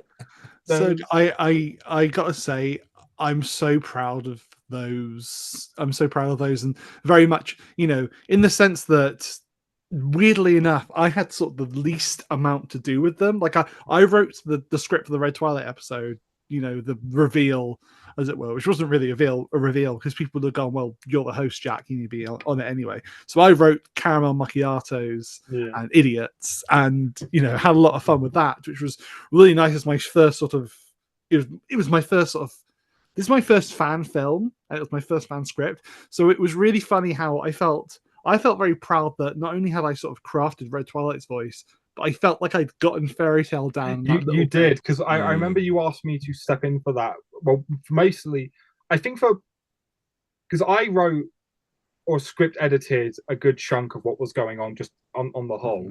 But I remember when you gave me the draft for the Red Twilight bit, I know the initial bit was I cut some of it that went into the second script because I knew we had to make this one shorter, but genuinely, I was looking, I was like, yeah, no, I think I only added the odd little bit, but even then it was like, I read that and thought, no, that's Fairy Tail. That's Fairy Tail. And I think one of the things I appreciate the most is I don't consider myself a professional. I don't consider myself the know-it-all of this, but I appreciate very quickly you came to me and said, look, I've not done this before. I'm trusting you with this. So you tell me what you need and we'll do it. Because I've had it before where people haven't done that, and it's put me in a very difficult position where I've had to I gave one of the best examples of, I had to help some friends when we were again doing our A levels with a short film, and it was meant to be a stand up to cancer thing, basically because they were doing for their marketing and then their media and their marketing courses. And I stepped in and said, right, this is a really rough thing of what you want to do. I shot like a really rough thing for them, and some of the stuff they did was not good. Like my God, like I look at this now and I go, this is still online. like it, because I didn't think too much of it before, because one of them is just like, this is Timmy, and it has a proper like YouTuber ukulele music in the background. Timmy smokes like 50 cigarettes a day. Do you know what Timmy got for Christmas? Cancer. And I didn't think anything of it, because I was just there like, because I helped edit it, because I just thought they wanted a rough, hey, this is a rough draft. This is just an example of the basic layout you want. So I didn't really care what they were saying. I later found out they submitted that. And I thought, I've done your work for you. You made me do your work for you. And even you made me do that. So I appreciate the honesty right off the bat. And it made it really fun to work with, because I could come to you and I'd say, look, I have this idea. I want to try this. I want to try this. And I think it turned out really, really well. And I'm grateful you let me experiment, because I got to do some shots I don't usually get to do. I got to really mess around. It was a big thing for me as well, because I had properly made a film that ages, like since like it was the first thing I'd done post-COVID. And I remember really, really being nervous about it, And honestly, it was just so relaxing to know, hey, we can do this and we can have a laugh. And especially when we're shooting the other bits, at the Remembrance of the Daleks location, it was just, everything was coming into place. I'm really grateful how helpful Law was as well during it. And just, it kind of made me realize, yeah, I like making films. I've been so used to doing audios. It was like, yeah, I miss doing fan films. And no, that went so well. That was so good. And I generally started to see the Red Twilight you wanted, because I remember initially when you used to talk to me about Red Twilight, there was a nervousness there. And I was watching you perform, and I was like, no, you've got this. I think you found him pretty quickly, which was really good to see. It really helped sort of being there and actually sort of doing it, because I'd only done a few lines here and there for different things, Memories of the Doctor, one of them, other stuff as well. I think I'd done Endgame by that point as well, which is, funny. But and I think I'd also done 7 Days of the Doctor. Yeah, I would have done, because that was my initial story in the first place, anyway, as well. Yeah. So no, it was really lovely, because for me, like in a way, I felt like, oh, I should be doing more, but it was me admitting my limitations, which has been me on the community show sort of road, at this point anyway. So. I have to take my hat off to yourself, to Star, and to Jed as well, who really, stepped in for a lot of, the stuff, and is really, Jed sort of amazes me anyway, because he sort of just will be like, I think one time someone told me they were speaking to him, they were like, they needed a Doctor theme, and he was like, yeah, give me 20 minutes. He's done that. He's done that. I got something coming out early next month, and I said to him, right, I think it will only need this and that. Are you still okay to score? And he went, yeah, send it over to me. I'll probably do that in about half an hour in a day. And I was like, hi. But no, it was no, again, that was fun. And again, because it was Jed's suggestion to add him into the actual main film, because I remember, due to Star being busy, I was the one who did because I edited each individual Doctor's moment as a separate film, and they'd be spliced together. The only one I didn't edit was Stars and sections of Rory's, because I did the basic triangle effect. Yeah. And the plan would be then I'd edit each individual short film and start put them into the big compilation you see at the very end. And I remember Jed, I was editing at the time the films together, and Jed went, hey, do you want me to do a thing for you? I went, what? He went, yeah, you said you're worried about the pacing. Do you want me to do a thing for you? Because I'm composing. Do you want me to quickly film something with my two Doctors? And I went, yeah, sure. And it just led to, again, one of my favorite lines of just like, there's a triangle. I think there's a Hootuber in there. Yep, it's Rory. Yeah. And because I didn't know that until I got I didn't know about that until I got the file and watched it back before uploading it. And I was like, I bearing in mind, these were done in, there was a lot of work being done for them, which I didn't really know about. And they came to me maybe even, sort of like a day or two before being uploaded. And that's what I was watching for the first time. So to see that and Cool the Doctor, I just was like, it was, and it is one of my favorite lines. It is definitely, it's one of the young ones, I think. Yeah. and Rory has that funny line there. It's like, it's like, well, it could have, at least it's not a rhombus. Yeah. Or me going to Jed, I need the sound effect of Rory's famous no, no, no, no. Yeah. Or Jed going to me, hey, do you think you get your partner involved? So Lake, my partner, is on the phone to Jed during like groovy section, randomly talking about me, and it was such a weird moment. I'm like, okay.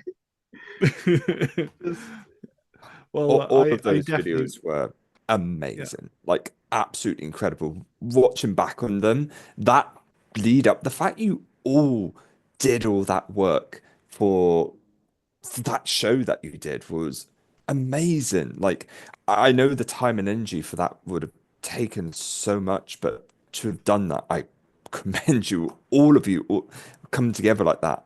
And that's coming back to this passion that we've been talking about, with starts these humble beginnings, works these things, and the fact you've all combined your resources and time and energy to produce these things and have doctors cross over.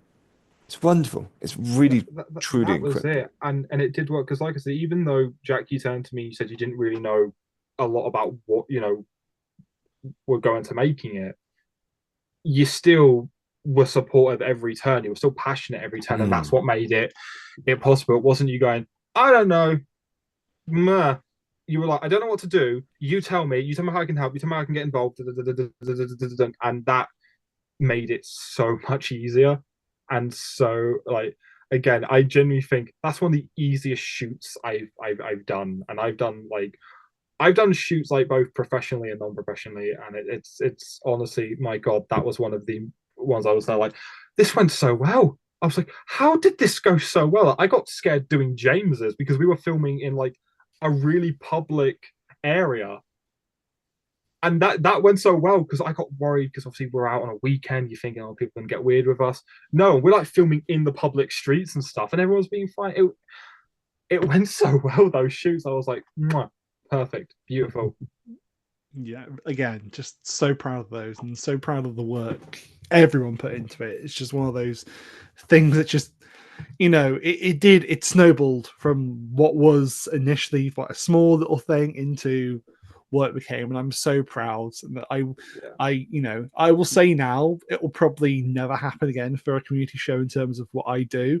So it's lovely to have that little, thing there. It'll go back to post reveals on social media for certain, because just because of logistical stuff. I suppose let's look forward to this year now, because there will be more Fairy Tale this year.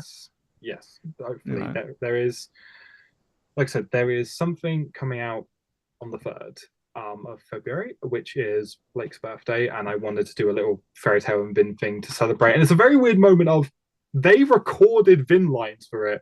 They knew what it was because it wasn't originally a birthday thing. It's I mean, I don't know when this is going out, but I'll say the gag anyway. It's Fairy Tale wanting to go out and get a birthday gift for Vin, and it's this whole because you get hints in Once Upon a Hunt that there's a history between the two. Obviously, Vin implies she's met other doctors before, but also a kind of possible romantic thing, and that was planned before Lake got even cast. There was always this idea of, and I thought I wanted to explore that because I like exploring the idea of, should the Doctor be in a relationship, because the Doctor is so old and has this really dangerous life and stuff, and it's complicated, and that's something I'm looking forward to exploring with Fairy Tale, who is a very emotionally open Doctor, and I said to a friend, I want a script that explores that, because we have a really serious one that will eventually come out this year or next year, but I wanted something a little light-hearted to take place during that first volume, where little short story, little mini-sode that kind of shows the goofiest side of it, and at least the awareness of Fairy Tale is like, what are we? How does this work? How does this incarnation of me want to process this? And again, because that's the thing with Doctor Who, you can explore these stories. August plan as well. We have the rest of the first volume that will come out, because it was meant to be Once Upon a Hunt comes out, and then everything else would come out like the next weeks, like the following weeks. But stuff happens. Like I said, I look at 2024 as a very hectic year, to say the least, for me. So I'm very much like, hey, if I got anything, I got anything out. It's why I didn't get too sad I didn't get a Christmas special out. Several were written, several were recorded. So I just looked at it and went, cool, this Christmas, we're getting loads out. But there's some great stuff coming up for the Fairy Tales first volume, which I'm calling the opening chapters. Mainly made of two-parters. There's some really great things. There's some great casting in there. There's some storylines I'm very much looking to explore, some dynamics we've got to tease. There's a lot, and again, then the big push is for more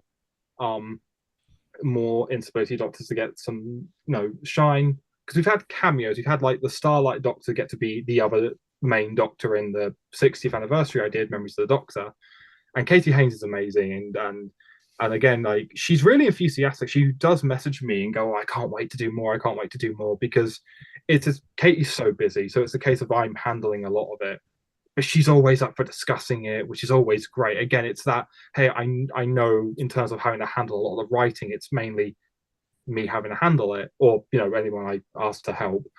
But it's so good knowing that, hey, she's there despite how busy she is, wanting to get involved. There may be a chance this year we get the Starlight Doctor's post-regeneration story out as well, because that was made and recorded. So hopefully that. I want to explore the Divine Doctor, played by Grant. And we've introduced more Doctors coming up, like Courtney as the Chaotic Doctor. And again, just have fun with it, because we want to really start showing off the wider Instability universe. Because I've always said, I don't want Fairy Tale to fall into the trap of some other fan productions do, of people go, oh, he is the main Doctor. Because that's not how I view it. I view it as he is a Doctor. He might get a bit more because he's played by me. I own the channels, and actually I'm able to make stuff a bit easier than, say, other people. But it does always mean that I want to make sure the other Doctors are pushed, whether that's just a mini-sode or something. I think it's important to get everyone out there. We do have a story coming up which does address a fun little thing in Memories of the Doctor, which is, why was Red Twilight there? Why did the Star Doctor and the Grey Doctor get hurt? The little fun bits like that. So there is a lot to come out, and then obviously you've got the Blonde Doctor as well, who we had the 5-year anniversary in 2024. And it's so weird because I know what's coming this year, and dear God, it's bigger than what happened. Like, you have a really emotional Christmas Carol, which, oh God, that was a thing I had to perform. My God.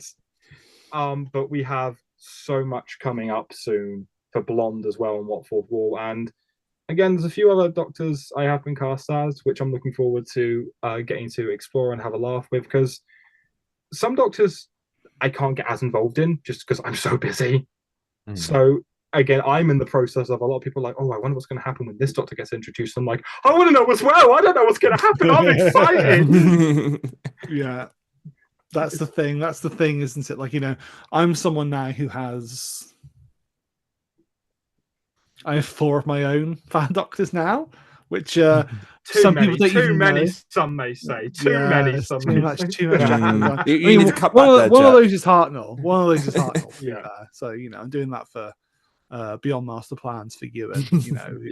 Who's a good friend, and I had to very much have that sort of same conversation. Be like, look, Red Twilight is my baby, but like, I'll do this stuff, but just I can't be as involved on a production level as I had that with you as well, because I know I won't go into detail about the version I play, but I know it's been announced I am in Beyond Master Plan as a Doctor, and Ewan was lovely. He came to me and said, how much do you want to be involved? Do you want to show run, or do you want to do this?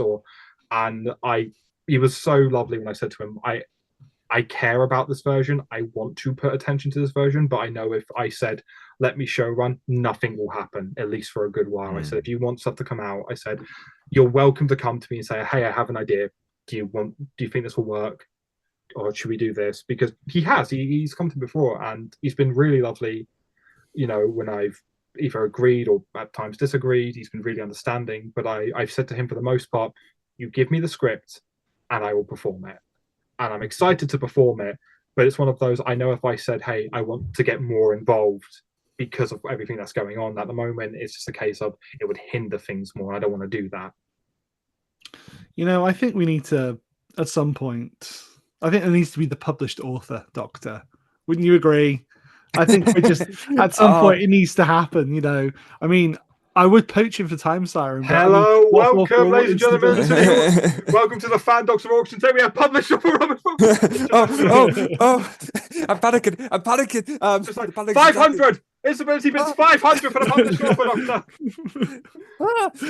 No, I would love to do some more Whiten. I would love to do some Whiten for yourself, Jack, if you're ever up for it. Once I get some free time on my hands, just the idea of Whiten for a Doctor, I think, is my kind of passion right now. It's why I have so much passion when it comes to dimensions and Daleks and being able to tell stories and characters. It's not to say never say never.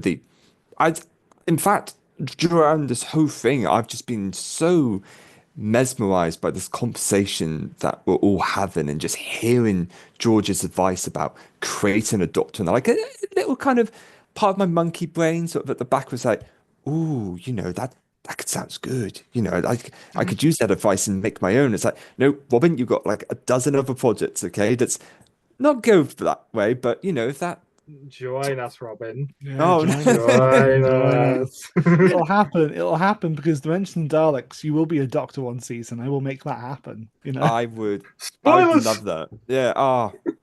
That would be wonderful. When I get a bit more confident in that, because before any of that, I would love to do some voice acting. That would be great. But that's there and then. This isn't about me. Come on, back to George. Get some more questions. Come on. I think let's get some more questions. This time we'll get them from our audience. It's time to head over to the Space-Time Telegraph. Okay, so I'm not even going to mention just general social media platforms because we just posted everywhere, all our socials about this. We posted in Discord servers, we just posted on multiple places. I got quite a few questions now as of today, so I'm very, very happy to get into things.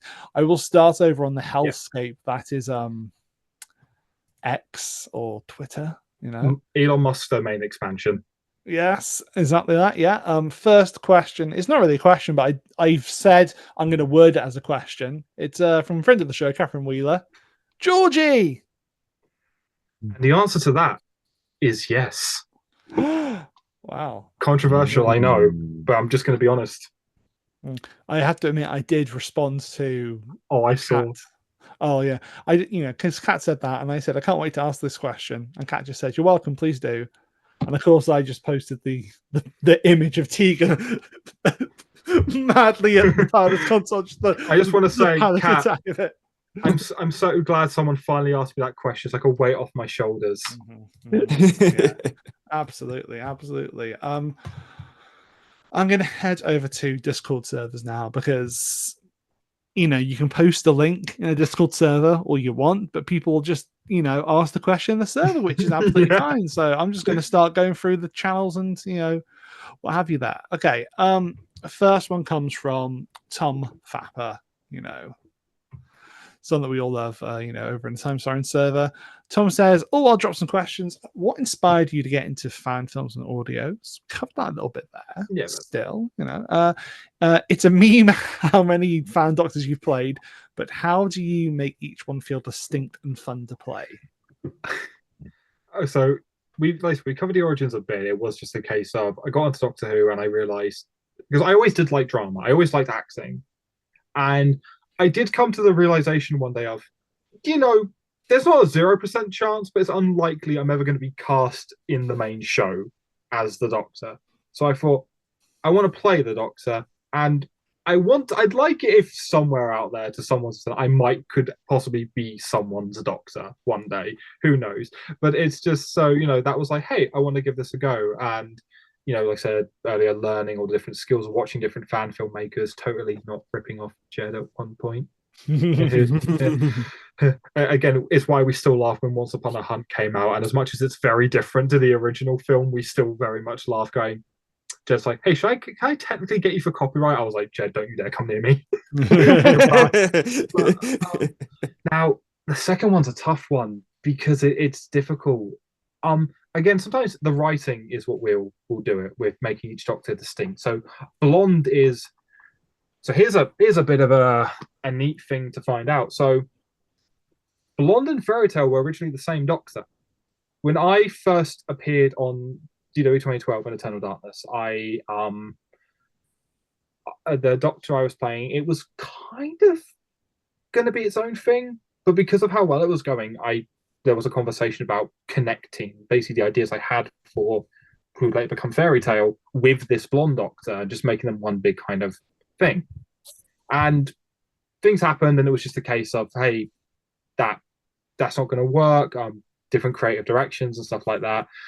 But the thing is, because of some stuff that had come out, some Fairy Tale ideas were kind of put into Blonde. Because going back to that whole thing I said earlier about the whole two sides of the Doctor, Fairy Tale I changed it from Fairy Tale being dark to Fairy Tale being this lively person in front of his companions, and this more depressive side when he's alone, to kind of show that age. And then that obviously got put into Blonde.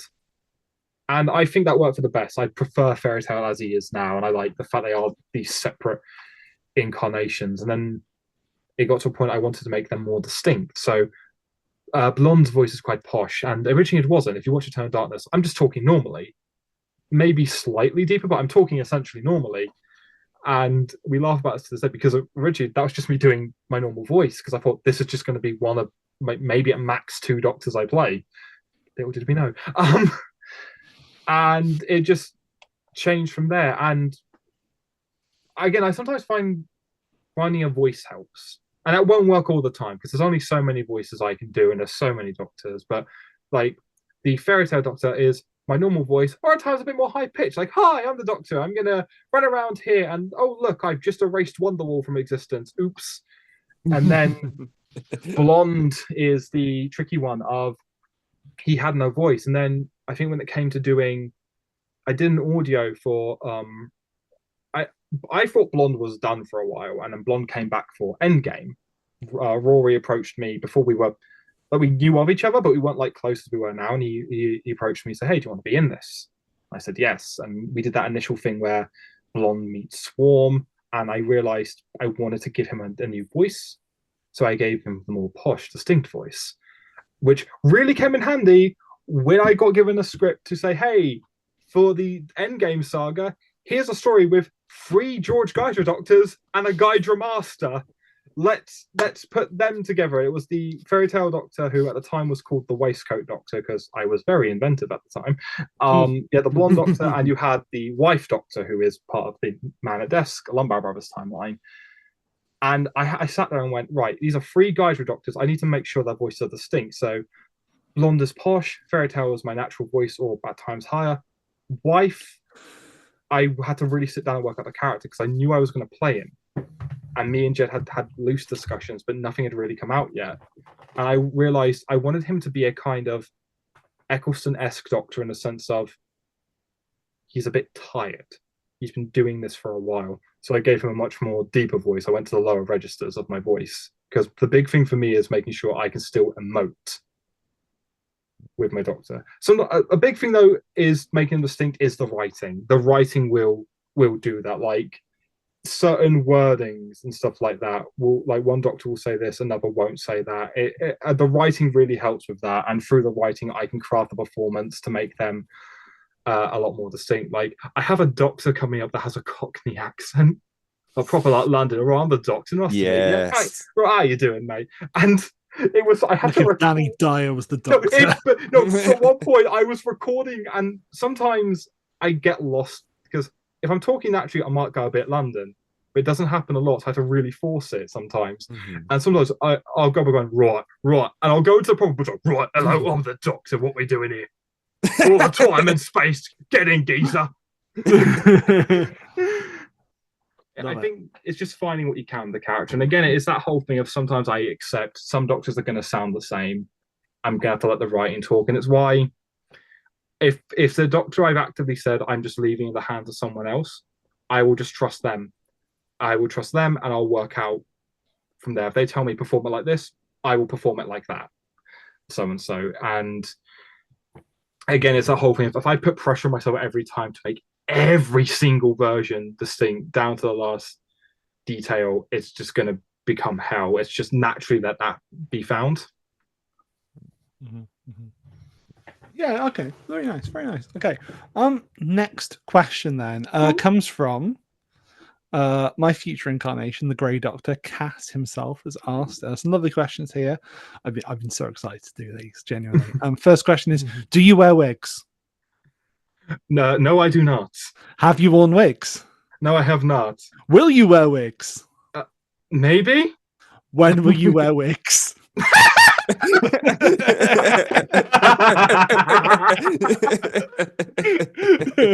Thank you, Cass. Thank you so much for that. Thank you for that quality question. I think it's my favourite questions we've ever been. I have been accused of wearing wigs before because of the hair. People have gone, they have thought it's a wig.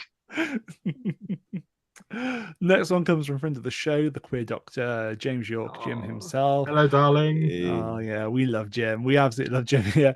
If you had to adapt one of your fan episodes for screen, which one would it be, and which Doctor would you like to play in it? Good question. Because the memories of the Doctor. Because then you can have me dressed up as Hartnell. Will you wear a wig, Jack? I will wear a wig. Yes, my boy, I will wear a wig. Yes. I have this image of you wearing one of those, those really weird, like, paper, like, cardboardy party masks you can get. It's just one of them, but it's Hartnell. Like, what do you mean? I wear it to bed. I am the first Doctor. It's tricky because Memories is up there, but like there's a story that I did. Sometimes part of me thinks The Garden, which is a blonde Doctor story, because admittedly it couldn't be adapted to screen now because it featured the War Doctor and the late great John Hurt. I mean, heck, I'd get Jonathan Garley in there. We love him, but I think that in a sense because it's a really good story about mental health, which it feels like I'm kind of tooting my own horn there a little bit, but it is a story I did, which I'm like, that meant a lot to me. Getting that out there and showing people the Doctor can be vulnerable, and not just in the sense of sometimes how the show portrays it. This is showing no, the Doctor can be vulnerable, and they're not going to get better like the first time, but it does always show there is hope. Because I'm, as someone who is a big sufferer of anxiety and depression, it is a thing that it hits you, and sometimes people don't understand it. And it's hard. It is hard when you're not going through it. It's very hard to understand. So I think having a character like the Doctor really going through that, and ending the story with some hope, but making it clear this doesn't go away like that. That's always the thing I look at and think that could make an interesting actual TV story. I think the obvious one, but there are two fairy tale ones I think of, because it's either Once Upon a Hunt, because I just think that's just a very Doctor Who-y story, or there was one I did as a Christmas special a while ago, and it's called The Teddy Bear Compact, and it was the fairy tale Doctor traveling with Charlie Pollard from the Eighth Doctor audios, because I like Charlie Pollard, and I thought, that's my thing being creative. Sometimes I will go, no, I must have this really deep reason why I'm using this. Other times I'll go, I want this, I'm doing it. But I thought it's a really fun story of the Doctor having to fight this evil entity, literally called the Nightmare, this whole creation, and the day being saved by talking teddy bears, and this big bit of lore going, yes, the teddy bears protect the children of of the galaxy and stuff like that. Just having them around, I thought that's just a very Doctor Who story, and I think that'd be so fun to see. Again, it's that whole, hey, embrace the silliness of the show. But yes, Memories of the Doctor, because then you get a Red Twilight cameo, and you also get Jack and the Hartnell wig. Very nice. Yes. That is the right answer, my boy. Yes, yes. Next one comes from Dark Evil Fairy, Healing Year. Who is Haley, as people know as the Witch Doctor over at Warful of Wall. Indeed, yes. Haley says, how did it feel to make fan films in Hull? And it also says, you've met so many actors and actresses at MCM places, so I guess, fan conventions and things like that. Who is your most favourite you've ever met? So in terms of like filming in Hull, which a lot of stuff hasn't come out for that yet, so I won't go into too much detail. But I did post we were doing it. That was amazing because it was this whole thing of like obviously I got to meet like Hayes themselves and Matt and Sue and Jed and all that, and it was great. But also this thing of, wow, I'm filming with these people who I idolized. I got to direct Jed at one point, which, fun fact, he threw on me last minute. We were filming, and then we had to film something else. And he goes, cool, you can direct this one. And I was like, I'm doing what now? like right before the camera started rolling, he went, you're directing now. And I was like, right, give me 10 minutes. Let me actually plan this out. But it was fun. It was fun. Again, it was that whole thing of, yeah, I like doing it. I like doing fan stuff. And it was needed. I won't go too much into it, but I suffered. I lost my mother last year, and it's still a very hard time for us. And again, it was there's a lot to actually go up to Hull. It was a lot for me thinking, can I do it? Can I go up? Like, because I didn't want to leave my dad alone. This was a big thing, and he was encouraging me, no, go. You need to go. You need to go. And I went there, and it was fun. We had fun. It was a laugh. And yeah, that's always in the back of my mind what was going on. But it was like, hey, I could have fun and be the doctor I wanted to be and stuff like that. And just it was just such a good laugh. It was, and again, it's that whole thing of remembering why I like doing this, why I like making these things, and getting to work with people who I cherish as friends and stuff. It's brilliant. And in terms of my favorite, I mean, the obvious. Okay, so I've met I think I've met all modern doctors except Joe Martin. And all of them have been lovely. I was so scared of meeting Chris Eccleston, one of the loveliest people. They've been nice. Capaldi is a legend. I have met him twice, and he is an absolute legend. Jodie was sweet, and despite being the rush that was LFCC, Jodie was really sweet, and so was Shooty and Millie. Honestly, though, I genuinely think it would be Paul McGann, because I've met him a couple of times, and I remember at the end of 2023, because I've been unemployed for a while, and I lost my job in 2003, right near the end. And one of my friends was like, right now, you're coming to Wales Comic Con and you're going to meet Paul. You're coming, I'm making sure. And I went, and he actually spoke to me about what was going on. He was so lovely about it. I remember I had to go home the next day, and as I'm going home, I get a little ping on my phone. My friend had gone back to Paul, and he recorded a lovely little message to me.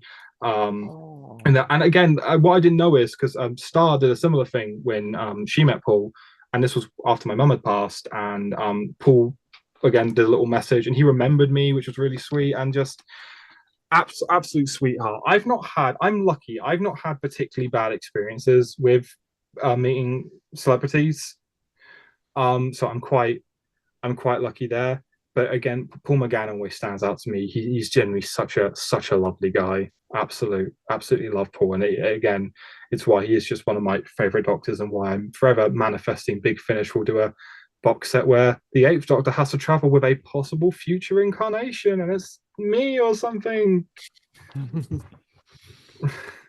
Hey, stranger things have happened. Yeah.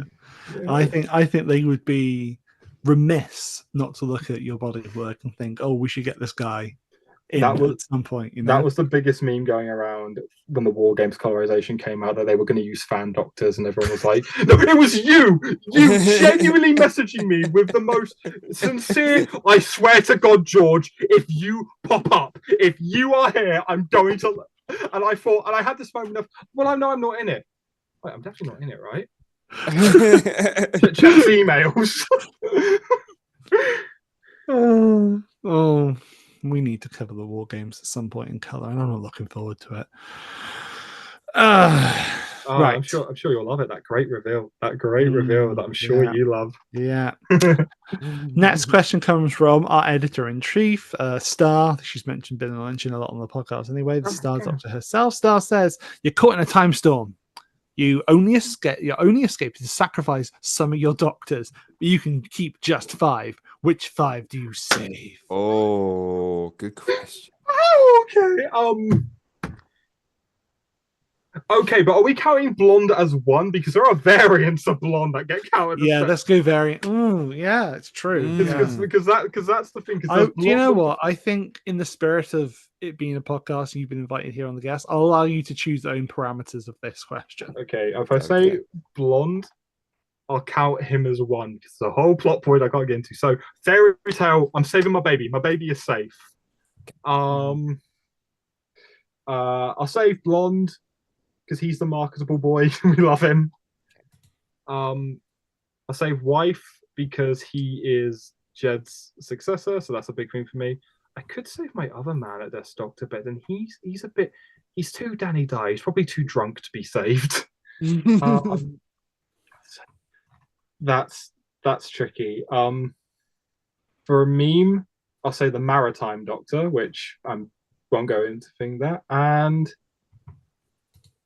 oh god, there's so many. I will say the Dissertation Doctor, which is again you'll have to wait and find out about. I'm gonna get a message from somebody. Like, you will probably go, George, what the hell? Okay, very nice. Saying those lot could fix the time storm and get the others back. I'm getting the capable ones ready. Okay. I see how it is. Okay, cool. Okay, awesome. Right, okay. I'm not going to mention some of the stuff that's been said in the Beyond Master Plan server, but oh god, some of you need to find God. I think is Guidera first happening? Is Guidera first happening on this Christian server? I will ask.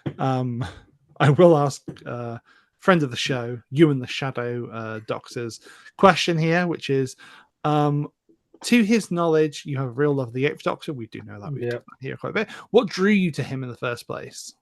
The whole fact he is a mystery at first. The fact there was not a lot about the 8th Doctor that existed. So when I was getting into show and I would start to research like through the wikis and stuff or clips, I'd be like, they'd mention, oh yeah, he only has this one story.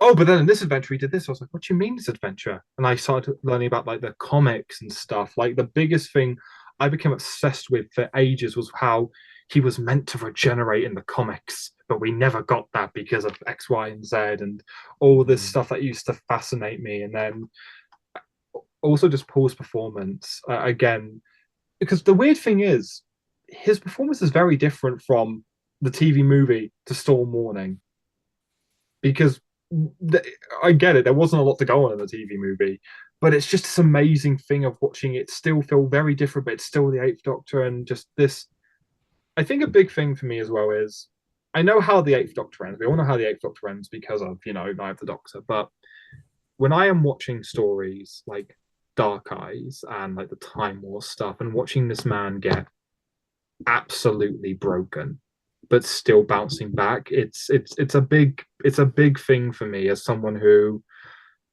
I've had like people make comments about my mental health before and stuff, and what it means about me and stuff, and how and it's hard.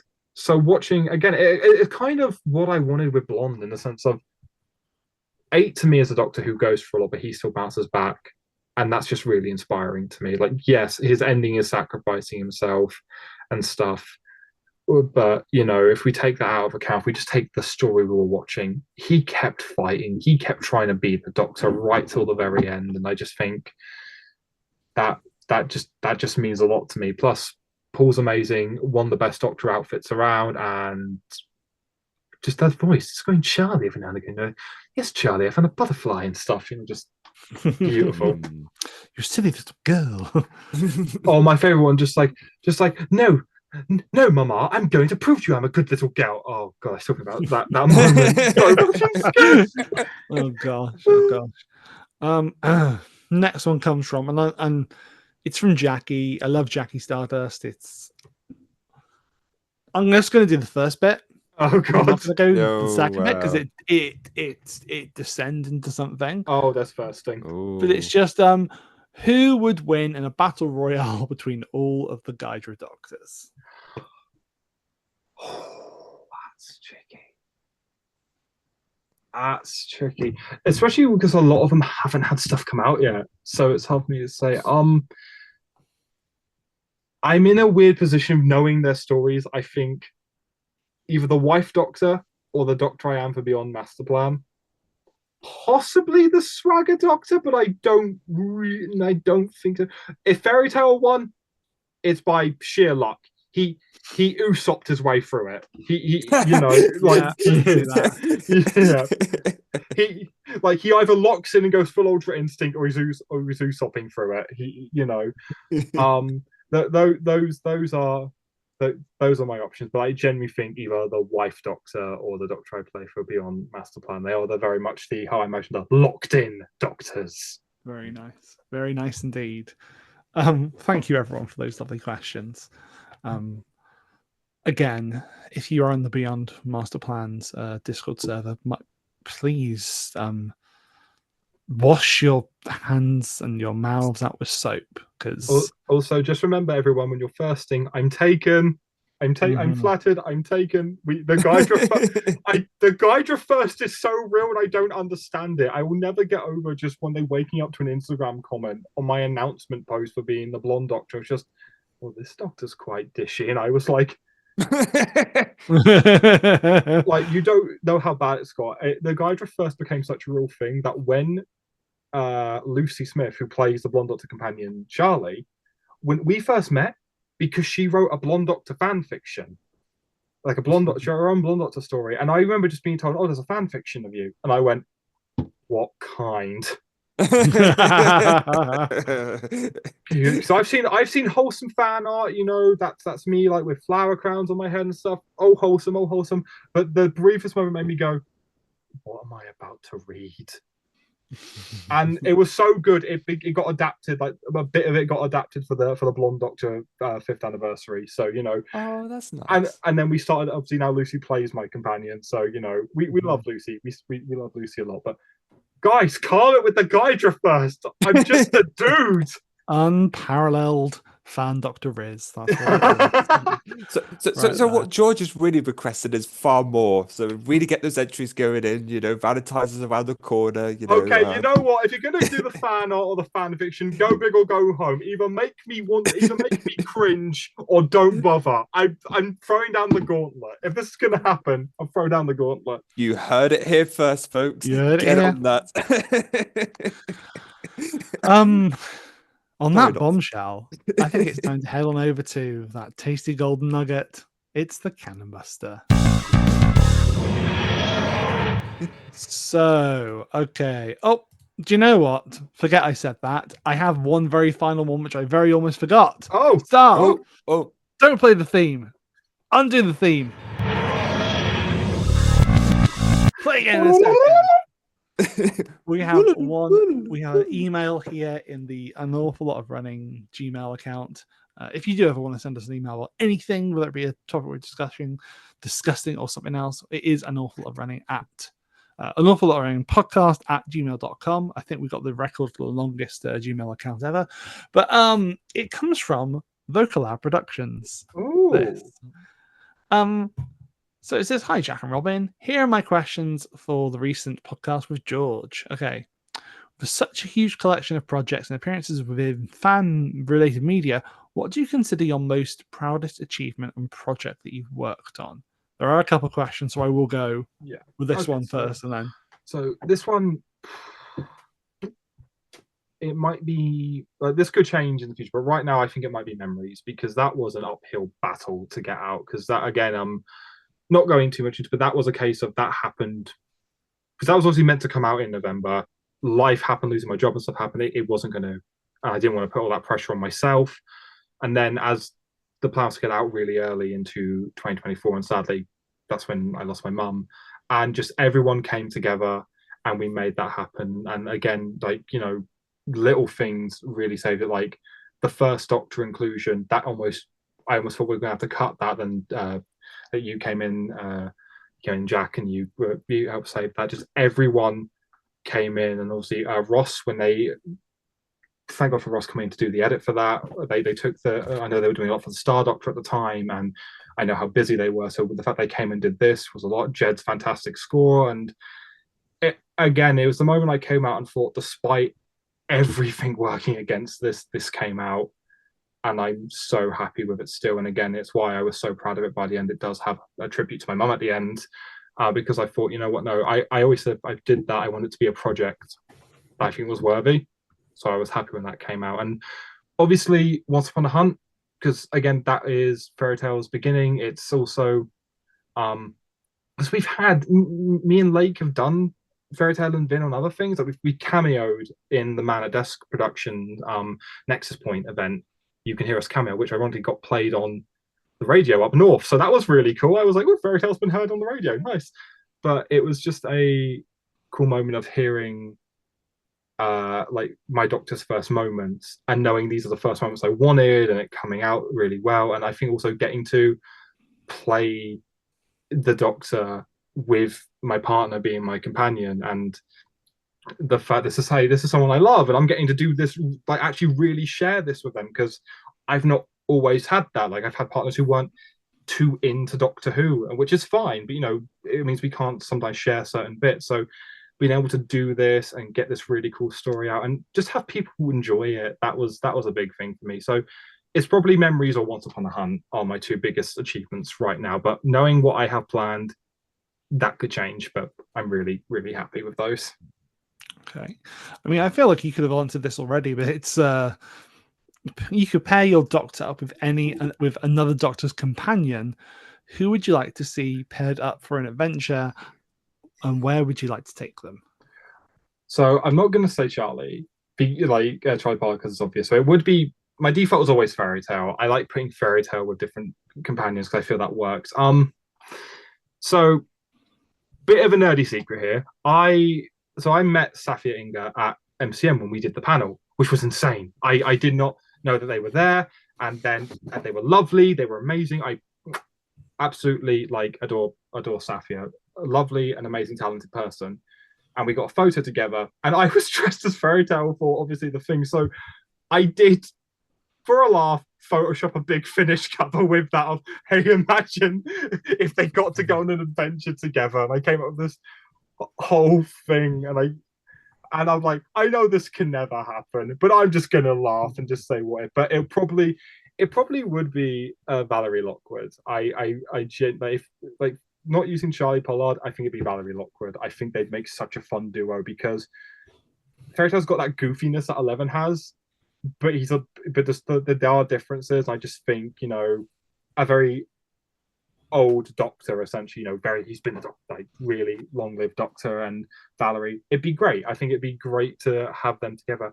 Where I would want them to go, I don't know. Honestly, I feel if you put those two together, it would be they hit a button, the TARDIS just goes spiraling out of control. They land where they land, probably outside Jack's house, and you go into an adventure with the Autons or something. I don't know. Nice. Very nice. Cool. I will say, I think you'll like my companion, Oscar Underhill, when you meet him, because if Fairy Tale exudes that sort of himbo energy, it's going to be fun when you meet my companion, who will also be the ultimate himbo. So, I will borrow your companion one day. Yeah. Yoink. Okay. Two very small ones there from the end of a collabs one there from Craig here. So it's a historical event you'd like to see an episode based around, and your favorite comfort episode or audio. Oh, historical event. That's. See, I always struggle with that one personally. This is tricky. I think, you need Lake here. They're the one with a degree in history. This is tricky. I'm gonna say I'd like to see the Doctor meet one of the wives of Henry VIII, and I kind of explore that. And I think the show could do that. Admittedly, I think if you try and do this, obviously you'd have to portray the very real thing of what Henry VIII was doing is an absolute disgrace and tragedy of the way they were treated, and you probably will have people scream woke. But I genuinely think, you know, if you take like say the Doctor meets Anne Boleyn or something. I think that would be amazing to see done. I think that'd be fantastic. And my comfort episode audio. Okay, mine's weird. It's Masterful. Masterful is my comfort audio. It's the one I always go back and just re-listen to because the Master is my favorite Doctor Who villain. I am obsessed with the Master. Love the War Chief so much. Okay, Jack, I'm sorry. I don't have to worry about you. It's going to be Kat that finds me. Yeah. But no, Jimmy, I love the Master so much. When Masterful got announced, I was like, hype. So it usually is, if I'm ever like, I need to just listen to something, I'll just go and re-listen to Masterful and then just swoon at Derek Jacobi's voice. Love it. Very nice. Very nice. Yeah. I've got a new one for that sort of question, where it's more a historical figure, which is interesting because it's someone that's still alive. So maybe have this in a, but have the Doctor meet Hirohoki Araki. Yes! and the alien villain you have on that is basically a stand. You have it set before he starts writing Stardust Crusaders. Job done. There you go. Oh, I won't lie. There are JoJo references a lot with Fairy Tale. He is a weeb. Yeah. Well, I will say again, massive thank you to everyone for your questions there. Now we actually will head on over to the Cannon Buster. So the Cannon Buster is what I like to end every podcast with. It's very much a tribute to friend of the show, Samuel Davis, and his own series, Broke Canon. It's basically looking at these little nuggets of weird factoids that are canon to Doctor Who and sort of reassessing and taking ownership of that word and saying that canon is a ever-shifting, constant thing, and it's either all canon or it isn't, and it's just it is until it isn't, basically. So with George on, and we're talking about how much he loves the Eighth Doctor, it felt apt. It felt very apt to finally talk about Portia da Costa's 1997 erotic novel, The Stranger. George knows this one well. He's laughing because he owns a copy of this. Thank you, Peter. And I'm getting very worried, but go on, Jack. Okay, so I will say to anyone listening now, I am going to sort of read about this from the TARDIS wiki and then also bring my own remembrance into this. But however, if you want the full story correctly, please go and check out Broke Canon because Sam did a very good episode on it here. But so I want you to meet the Robin. I want you to meet the one-time Eighth Doctor companion in more ways than one, Claudia Marwood. Okay, who's a young widow whom the Eighth Doctor spent time with in England in 1976. This is something which was referenced in a couple of books within the Doctor Who range. But to give you some more context on it, Portia was a character created, Claudia was a character created by Portia da Costa in her 1997 erotic novel, The Stranger, published by Virgin Books under the Black Lace range of books. After the Doctor Who licensed experience, you see, up to that point, Robin, the Virgin Publishing had been doing the series, The Virgin New Adventures, which carried on the series of Doctor Who. Previous to this, the year before was Paul McGann's debut as the Eighth Doctor. So the story of The Stranger features the rich 42-year-old widow Claudia Marwood having sex several times with a wounded and amnesiac stranger, later revealed to be called Dr. Cool Bowman. I don't know why I turned into a Beatle there when I was saying that there, or Ringo Starr. The name, a combination of Paul McGann's name and Dr. Bowman alias, the Eighth Doctor had used on more than one occasion. The character is described as wearing a velvet Edwardian frock coat, skittish about the word doctor, potentially telepathic, carrying a golden fob watch that says Paul. He also recalls events similar to that of the 1996 TV movie, and Claudia's last name, Marwood, is the same as that of Paul McGann's character in With Nail and I, opposite Richard E. Grant's With Nail. And again, yeah, it was made canon to Doctor Who in a way by being referenced in the Eighth Doctor Adventures novels, Foale Time, and the Gallifrey Chronicles. So thank you, Lance Parkins, for that. George, I believe you can you confirm? I believe there's a bit where Claudia first meets this stranger, this doctor, where he is tugging one off into a pond or river. Yep. No, it does. And again, I think that's that broken episode of just imagining any other doctor in that situation. It's just that bit where, you know, in the oh yes, it's quite liberating, my dear boy. But no, it's wild, and I've not read the full book yet. But I have a habit: if I'm on call, I will grab the book, just flick to a random page, and I'll start reading in the voice. And dear God, my favorite thing is just like, what's wrong with us talking about sex? I have an erection. Can you not deal with that? I want you. But, you know, perhaps if you want to go entertain your other gentleman friend, we could. But right now, I'm the one who wants sex and stuff like that. And I'm just there like,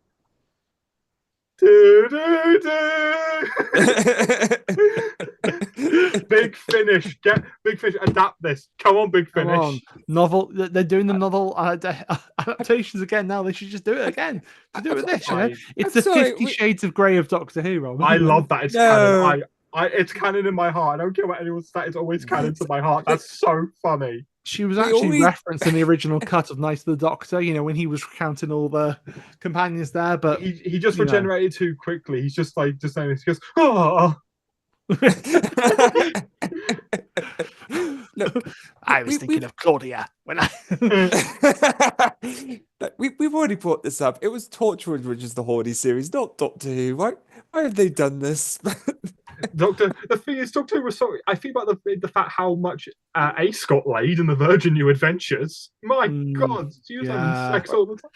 It's very funny, isn't it, to look back and, you know, I think we'll have to look at those Virgin Adventure books at some point, Rob, and maybe do a review of one or two of them. But some of them are so continuity heavy. It's about picking the right ones. I've not read this. I somehow managed to get a copy of The Dying Days, which is the only Eighth Doctor book released. But I have the 3 rare ones. I do not ask me how much that costs in the end. And all I know is I've not read The Dying Days yet because I'm like, I want to get them all and then read through them so I know the story as it goes on. But all I know is apparently it's implied 8 might have had sex with Bernice Summerfield as well. Yeah, I was going to bring that up as well. Man's a horn dog. Yeah. Yeah. Because like Bernie actually saw him in the 7th Doctor's mind and went, oh, he's all right. And Seven was like, oh, it's only a possible future.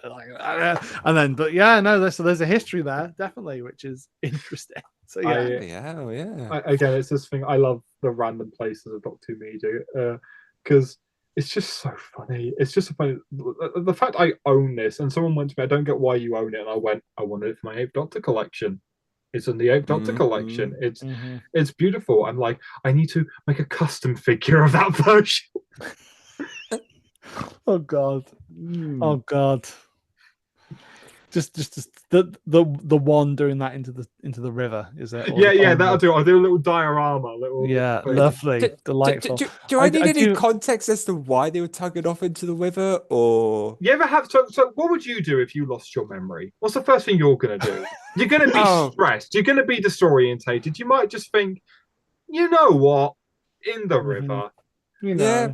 And apparently, though, to add to it, there is another character in there who I think he might have sex with, called Melody. There you go. You know, it all comes back around. Erotica predicted River Song before River Song. Yeah. There we go. I'll have to ask Philip Hawkins, a friend of the show, who sort of has a chronological collection of all the 8th Doctor media. I wonder if he's got a copy of The Stranger in there and where he's put it in terms of. If you want, I'll lend it to you. I'll post it to you at one point if you need it, Jack. Oh gosh, no. Reading of it, I think not. I could do that. That could be a special, After Dark special. I don't think about that. And welcome to a very saucy episode. Hello, I'm George Guidera, and I'm the erotic doctor for this tale. Oh no! That's when he gets to the point where it's like, oh, this is actually my 69th Doctor. Wow. Well, Oh, hey, now I have to, cunning just for sauce that. all over. Coming soon to Instability Productions. Yeah. Oh, we love stories. Dr. Chan, no. I feel like that's a wonderful point, if any. That to, is a good. that is know. probably a good one. Yeah. I mean, it's a good point, but I am sad as well, though, because it does mean it's the end of the show, and I've had so much fun tonight. Same. Oh, I've it's had been I've the had best. such a good time. Thank you for having me. No, it's our been pleasure. wonderful. Thank you so much for joining us, George. We've obviously mentioned Instability Productions and What for Fall there, but is there anything in particular you'd like to plug before you Well, leave us? Again, the obvious one is obviously like I said, Instability, What for Fall. You have Seraphim Productions, which is a channel that's going to be coming very soon, where I'm not the owner of it, but I'm helping out a lot with it. It is my partner's channel, so I want to give that a shout out. There's some really cool stuff coming up there. I guess also for the meme as well, Man at Death Productions, which is very real. Going to keep that going. Never let the world forget. Which is Jed's channel, which I'm also involved in. There's a lot coming up, and like I said, if you want to check out my social medias, George Guidera Cosplay is my Instagram. You can also find Instability Productions on Instagram. Find me on Blue Sky. I forgot my Blue Sky handle. Define me. I appear. But either way, Yeah, type in George Guidera, you'll probably find him on Blue Sky. Yeah, I'd say follow me on the Hellscape, but don't follow me on the Hellscape. We don't need the Hellscape. But yeah, no, that's it. Thank you again so much for having me. No, it's been an absolute pleasure, and I mean that. I really do. It's it's always lovely to have, like I said before at the very start of the show, two of your best friends on the podcast at one time. So it's very nice to have it, happen. I do have one more thing to say, and this is from the heart. And like Robin, you're absolutely amazing. You're a fantastic host, and it's brilliant having you here. Jack, the same for you. But Jack, I need to say something really special to you. Candyman.